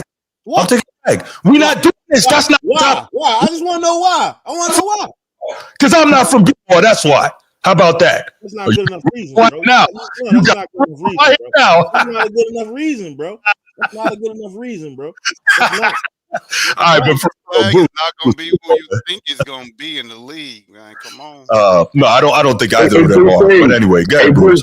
Yeah. Hey, Brucey. Yeah, man. So if he do his thing against Florida, whether win or lose, are you going to give him a shot? I feel what you're saying. He's going to get busy against Florida. He's going to get busy against Florida. We're going to see tomorrow. Yeah, I'm going to give him his love if he do his thing. Absolutely. Let me ask you this though, Bruce. Did you watch the video I sent you? We're not going to make it about Quinn. I did. What you think? Oh, my bad. I didn't even get a chance to respond to you. I'm gonna send you a DM. But you know, he was nice though. He was nice, nicer than I thought. My bad. Yeah. But I'm gonna send you a message. But he got busy though. He got busy. I meant to respond to it. I apologize. Pat McAfee thing. I like how he got out of how. I just love how he sent that shot at Stephen A. It was so funny. It was just so real quick, Bruce, and it's perfectly and you're entitled to enjoy how he sent a shot at Stephen A. But if Stephen A. sent a shot at LeBron, you call him very negative names about black men. Why is that? Why is it different? Hold up. What you say? What? You just said you really like how he sent that shot at Stephen A., that's fine. That's you're entitled to that. My question is, when Stephen A. sent a shot at Bron, you call him very negative names about black men. Why is that? Why is it different? I call him very negative names about black men. Yeah, you know the one I'm talking about. I'm not even gonna say it, but you know what I'm talking about. Because he do negative names about black men. Yeah, you know the one I'm talking about. All right, you can think about that, but let's go ahead and what else you got, man? We got more calls coming in on this topic. I knew this was going to happen. Yeah, You don't be speechless, Brucey. Come on, man. I listen to the show, man. You be live. Don't let Bruce quiet you. Come on, Brucey. You rushing what negative names you don't call Stephen A. Man, what negative names? Who's calling? We had a couple more calls. Everybody's time, but like I said, I liked it. I just think it was a little cool little conversation. I just think it was cool, but no doubt. I would rather him focus more on the best. I just think it was. I think LeBron earned his cachet on to do stuff like this. I mean, it's cool. Like, he was there. I think McAfee based in Indiana, and it was all right there in the same vicinity. And I mean, it was cool, but it was just strategic. It was petty. Just don't shade it up Stephen A. That's what it basically was. But I love everything about it. I'm gonna get off the phone. Let somebody else get a call in. I appreciate it. I'll catch up with you, bro. All right, no doubt. Thank you for the call, man. All right. Yo, Kareem, I think that was you calling from 347, man. Hit me back. Steve, I saw you calling as well. And Edward, I saw you. All right, we're going to take those calls, and then we're going to go ahead and move on. We got one more. Huh? Not the 16th Chapel. When 16th Chapel called it, you're going to take his call. Hey, No. call, hurry up. You get priority. Edward, what's up, brother? What's going on, brother? How you doing, man? All right. Man, real. Gino, Laker Nation, what's going on? What's up, dog? What's up, dog? What's going on, big brother? So, Bruce, we already talked in the chat, man, on the DMs, man. You know how I felt about the interview, man. I mean, I had no problem with it. But, man, when are you going to play the full interview, though? Because we all played, like, some negativity. We didn't play nothing positive in this interview. I couldn't. First of all, all right, let me just say that we had a 4-topic show tonight. I told you I wasn't going to work the full interview tonight. I told you that. We'll be on here for like 2 hours just on that. But because the fact of the matter is, man, he said some positive things in that interview when he talked about the boy donating $2 million to the Boys and Girls Club when he made his decision. Yay. Now, you know what I mean? Hey, nah, Bruce. Hey, yo, see, you know what I'm saying, man? The negativity sells. So that's right there. Just prove my point how you just made that little sound bite. You know what I'm saying? But it's all good, though. I know. I knew he did that. I mean, yeah. And then, you know, like, hey, then he did give some love to the. But now, when he said something, mentioned about the 70s, bro, I wasn't even thought about in the 70s. Or nothing. I wasn't even thought of. I mean, was. Hey, so it shows, man, in your beard. But anyway. Wow. Okay. That's all right, though. I'm good. Hey, nah, but for real, though, real talk, man. Yeah, man. So when he was talking about that, now we all know he was over exaggerating when he said Giannis scored 200 and some odd points. Obviously, you know what I'm saying. But you get what he was saying. But everybody just got all in their fifis when he said that the old heads and everything like that. You know, the get off my lawns and stuff, man. But I mean, no, it's the hypocrisy that he doesn't like when the old heads talk about this generation, but he very easily took shots at the previous generation. What happened to Edward? Did he hang up? Yeah, he just hung up. He must have. I didn't do it. He must have had the phone to his face and hit that hang up button when he was talking. Maybe so. I didn't do it. Kareem, call back, man. If that was you calling from 347, call back. I want to hear what you got to say. And Steve, we see you too. So we'll take those last 2 calls and then okay, there's Steve. Steve, what's up, man? What up, Bruce? All right. What up, G? What up, Laker Nation? What up, Steve? What's up, dog? King of the chat. Not much. King of the chat. What's good? Well, listen, I called in because I want to talk about the actual king. Why you hating, Bruce?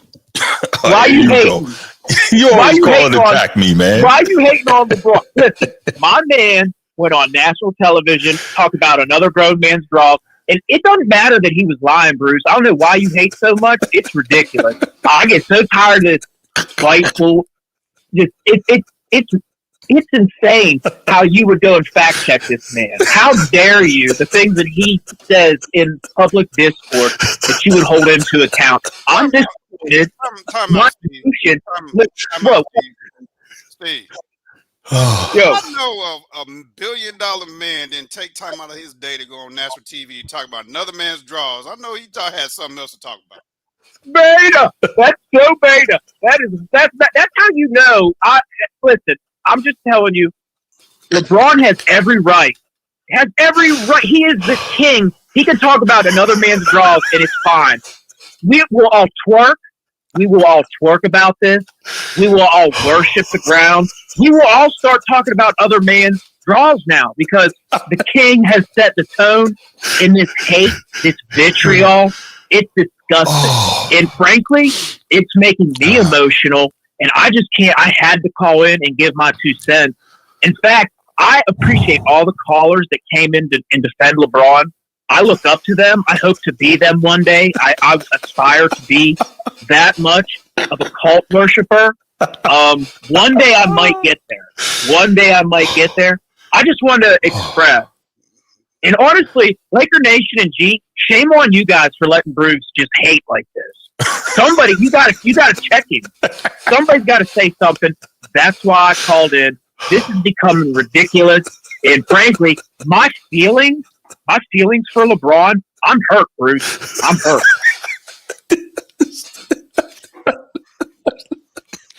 Bruce, it's not professional to laugh at your caller while he's venting how he feels, man. It's not professional to laugh at him, man. He's venting his frustration. Now, what is your rebuttal to what he has? Hey, the reason Laker Nation is fit.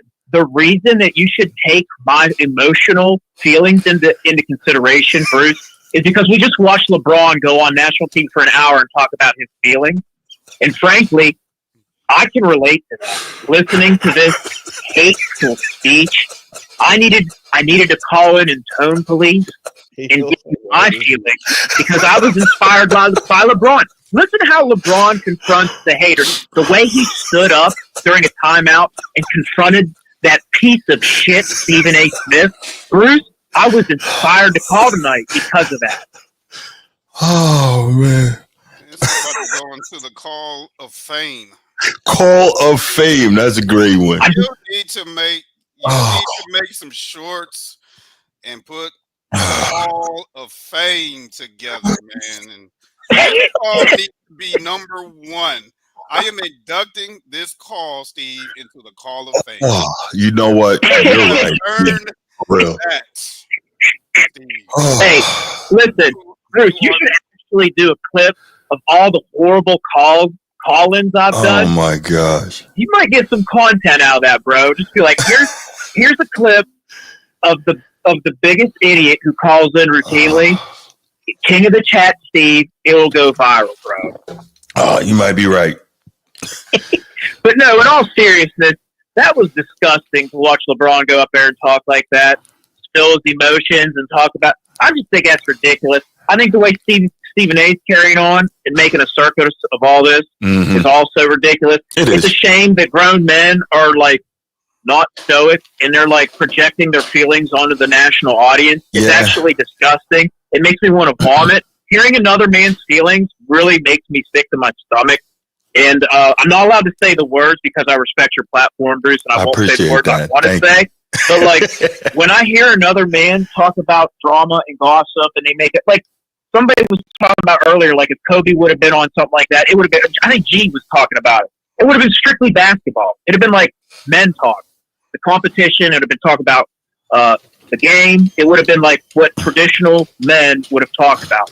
But we're in a day and age where people we look up to, we glorify drama queens. That's vague. It would have been in the off season. It wouldn't have been down the stretch when we're trying to make a playoff, get our playoff seed. It wouldn't have went on TV during the final stretch of the season. It'd have been in the off season.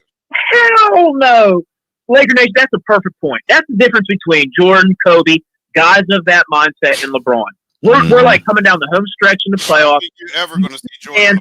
About Stephen A. He is talking about Stephen A.'s draws on national television just because he's upset. He's butthurt about this.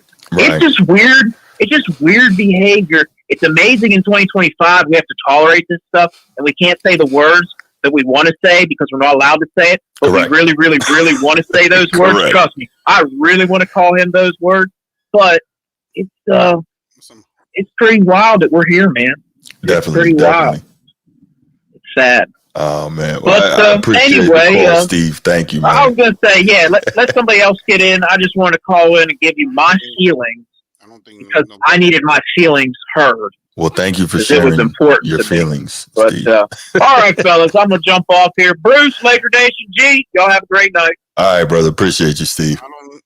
I think you scared away all the rest of the callers. I don't think nobody's want to call in after that. I wanted to hear from Kareem, man. He might Kareem, call in, my brother. Cool. Oh man. You need to make a Call of Fame and put that call in there. That might need to get in there. Notice Dominique disappeared. Interesting. Anyway, she might be a bot for real, like one of those Russian bots or something. I mean, I'm here in person for the strays I always catch. I mean, come on. There you go. All right, well, let's do this. I don't think we're going to get any more calls on this topic. So let's go ahead and finish it out, man. And let's finish it out with some NFL because, well, this is what we like to do.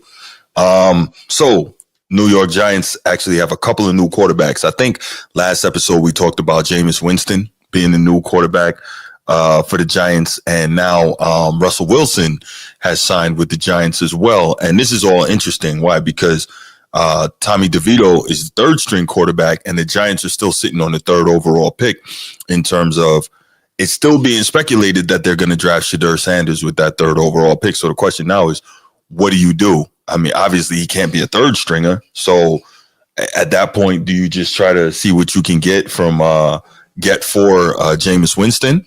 And you have Shedeur Sanders learning behind, a Super Bowl champion and consummate professional in Russell Wilson. What do you do there if you're the Giants? So I'm gonna go ahead and pass this question to you, gentlemen.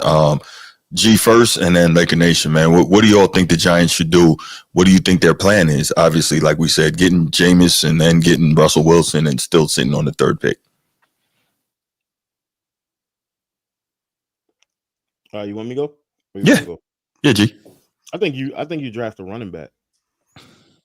I think you draft a running back at this point, just to solidify some level of offense. Given that y'all, I mean, you was piss poor last year. Granted, you can always pick up somebody, and I think Russell Wilson got like 2 years left in the tank. At least you can pick up another quarterback next year, unless somebody fly off the shelf and you think that's going to be your quarterback of the future. And they don't do well with rookie quarterbacks and developing them, and so I don't really see why they would draft a Shedeur right now. You get a running back, establish some level of balance in your offense, and then go from there. You already have Russell Wilson, and then you have what's the dude name? I can't even think of his name no more. Help me. Jameson Winston. Yeah, James Winston. So you got two backs right there. There's no use of shelving the guy. You're not going to compete for anything in the NFC East. Everybody is better than you except the Cowboys. And so I think even if you do decide to get a running back would definitely probably get you in the playoffs. Not the playoffs, but at least you be contenders. Adding Shedeur won't make you a contender this year. But you talk about at number 3 overall, man. I don't know if there's a number 3 overall running back. Like Ashton Genty's a beast, but at number 3 overall, that's rich, man. You could possibly lose your running back of the future. You're not going to get no other running back like that. Like this kid he's it. That's tier 1 running back coming out the backfield. And if you do, I just don't want to see him go to somewhere else where they're going to be a problem in the AFC, because people will definitely like trade up to get to him. I know it's against the grain because everybody want to talk about Shedeur and where he's going to go, and Cam Wood and where he's going to go. But I just honestly think like you don't pay 2 quarterbacks, your backup and your starting quarterback, and then draft a quarterback. Now you're looking like Atlanta. Get a running back, balance your offense. You don't have nobody in the backfield. You just got rid of Saquon. I think they had 1,000-yard rusher last year, but you're not having any you're not paying any real money to your quarterbacks as is, right? So if you were to still draft Shedeur, you're probably not going to keep Jameis anyway, and Shedeur is going to be your backup because Russ is eventually going to not be the starter there. I don't see him being the starter all the way through the season, but that's one way to look at it. That's my that's one way to look at it. But at the same time, you need to start back, man. Like, and see that they do draft star running backs. You look at Saquon and what he was able to do there, and how they just kind of like, oh yeah, you're a dime a dozen, and just get rid of him. I think you bring in a young back with a Russell Wilson will make all the throws. I think you have a veteran quarterback, a rookie running back. That's a balanced offense, and that's just enough to put you in contentions for third place in the NFC East. But that's just my 2 cents. I don't think third pick come around, he's going to be available? I think he will be available, and I think you take him. But I mean, if not, maybe who's going first is the question. You take, huh? Who's going first? Probably. It looked like the Titans are pretty sold on Cam Ward. So maybe if he's around, you take maybe you take Abdul Carter if he's around on the with talking about Travis Hunter going third. If I had a choice between Abdul Carter and Travis Hunter, I'm taking Abdul Carter. He's an animal. But Laker Nation, what you got, man? They're clearly in rebuild mode. Mm-hmm. There's nobody they're going to get that's going to push the needle for them to be a playoff contender next season. Okay. Oh, it's tough to I say I'm never a fan of taking a running back that high, no matter how good he is. Mm-hmm. I say you dangle that third pick, get a vet, and get a lower first round pick, and then if you're looking for a running back, draft him then, and get another key piece for another position that you need. Yeah, because they need a lot. Mm-hmm. So that's what I would do if I'm the GM, because he has to make a splash in his draft to redeem himself for letting Saquon walk. Right. Because if that draft is a dud, his job is in jeopardy. His job should already be in jeopardy. I don't know how he managed to keep it. I think they're giving him a chance to redeem himself. Yeah. We don't know what goes behind closed doors, but you don't. If your goal is to sign Saquon, you don't let him talk to other teams. That's like you having you. That's like you say, okay, your girl wants to go out on girls' night. You're like, okay, go out there and have fun, and you can go ahead and talk to other guys while you out there. Just enjoy yourself. Yeah, and then be surprised when she don't come back home no more. Well, that's why I think they're gonna go after the running back, because you don't fumble the bag like that and not like say, "Oh, this was the reason why I did it, because I was looking at this kid the whole time." So it's like a couple things, right? Like I think to get rid of that disdain, because you already got a really good running wide receiver in Neighbors. You got a real good quarterback, but you don't have nothing really to balance that run. Nothing that's like flashy in the backfield. Flash. And remember, the league is kind of geared towards the running back as far as like protection, right? Like it's certain tackles, hip tackles and everything like that. So this kid can come in and really thrive in this offense with Russell Wilson. He's not going to be able to do it himself. Well, Russ needs a running game, and he also needs protection. Yeah, so they got. If Russ is going to be the number one, which I'm assuming that he is, that's why I'd say like I would dangle that number 3 pick just to see what you can get in return. If you get a quality return, I would take that, and then draft later. And if their first pick is a running back, then I'll get it later on in the draft. Right. Because you don't take I'm not a fan of taking a running back that high though. Nah, I feel you. A lot of people don't feel that way. But we're gonna leave it right there, y'all. We're gonna let everybody get to sleep. People got things to do in the morning. I know y'all do. But we appreciate all you guys being here with us. We appreciate all the interaction, especially on that third topic. Really appreciate it. And y'all know me, so there's definitely going to be some stuff coming down the pike on this, man. I really appreciate it. Thanks so much. Y'all have a wonderful night. Make sure, if you haven't already, hit that like and subscribe on the way out. Stay tuned in to all the content we drop on this channel, man, because it's a lot. We put a lot of work into it. So, yeah, we love y'all. Have a great night. And we out. Peace.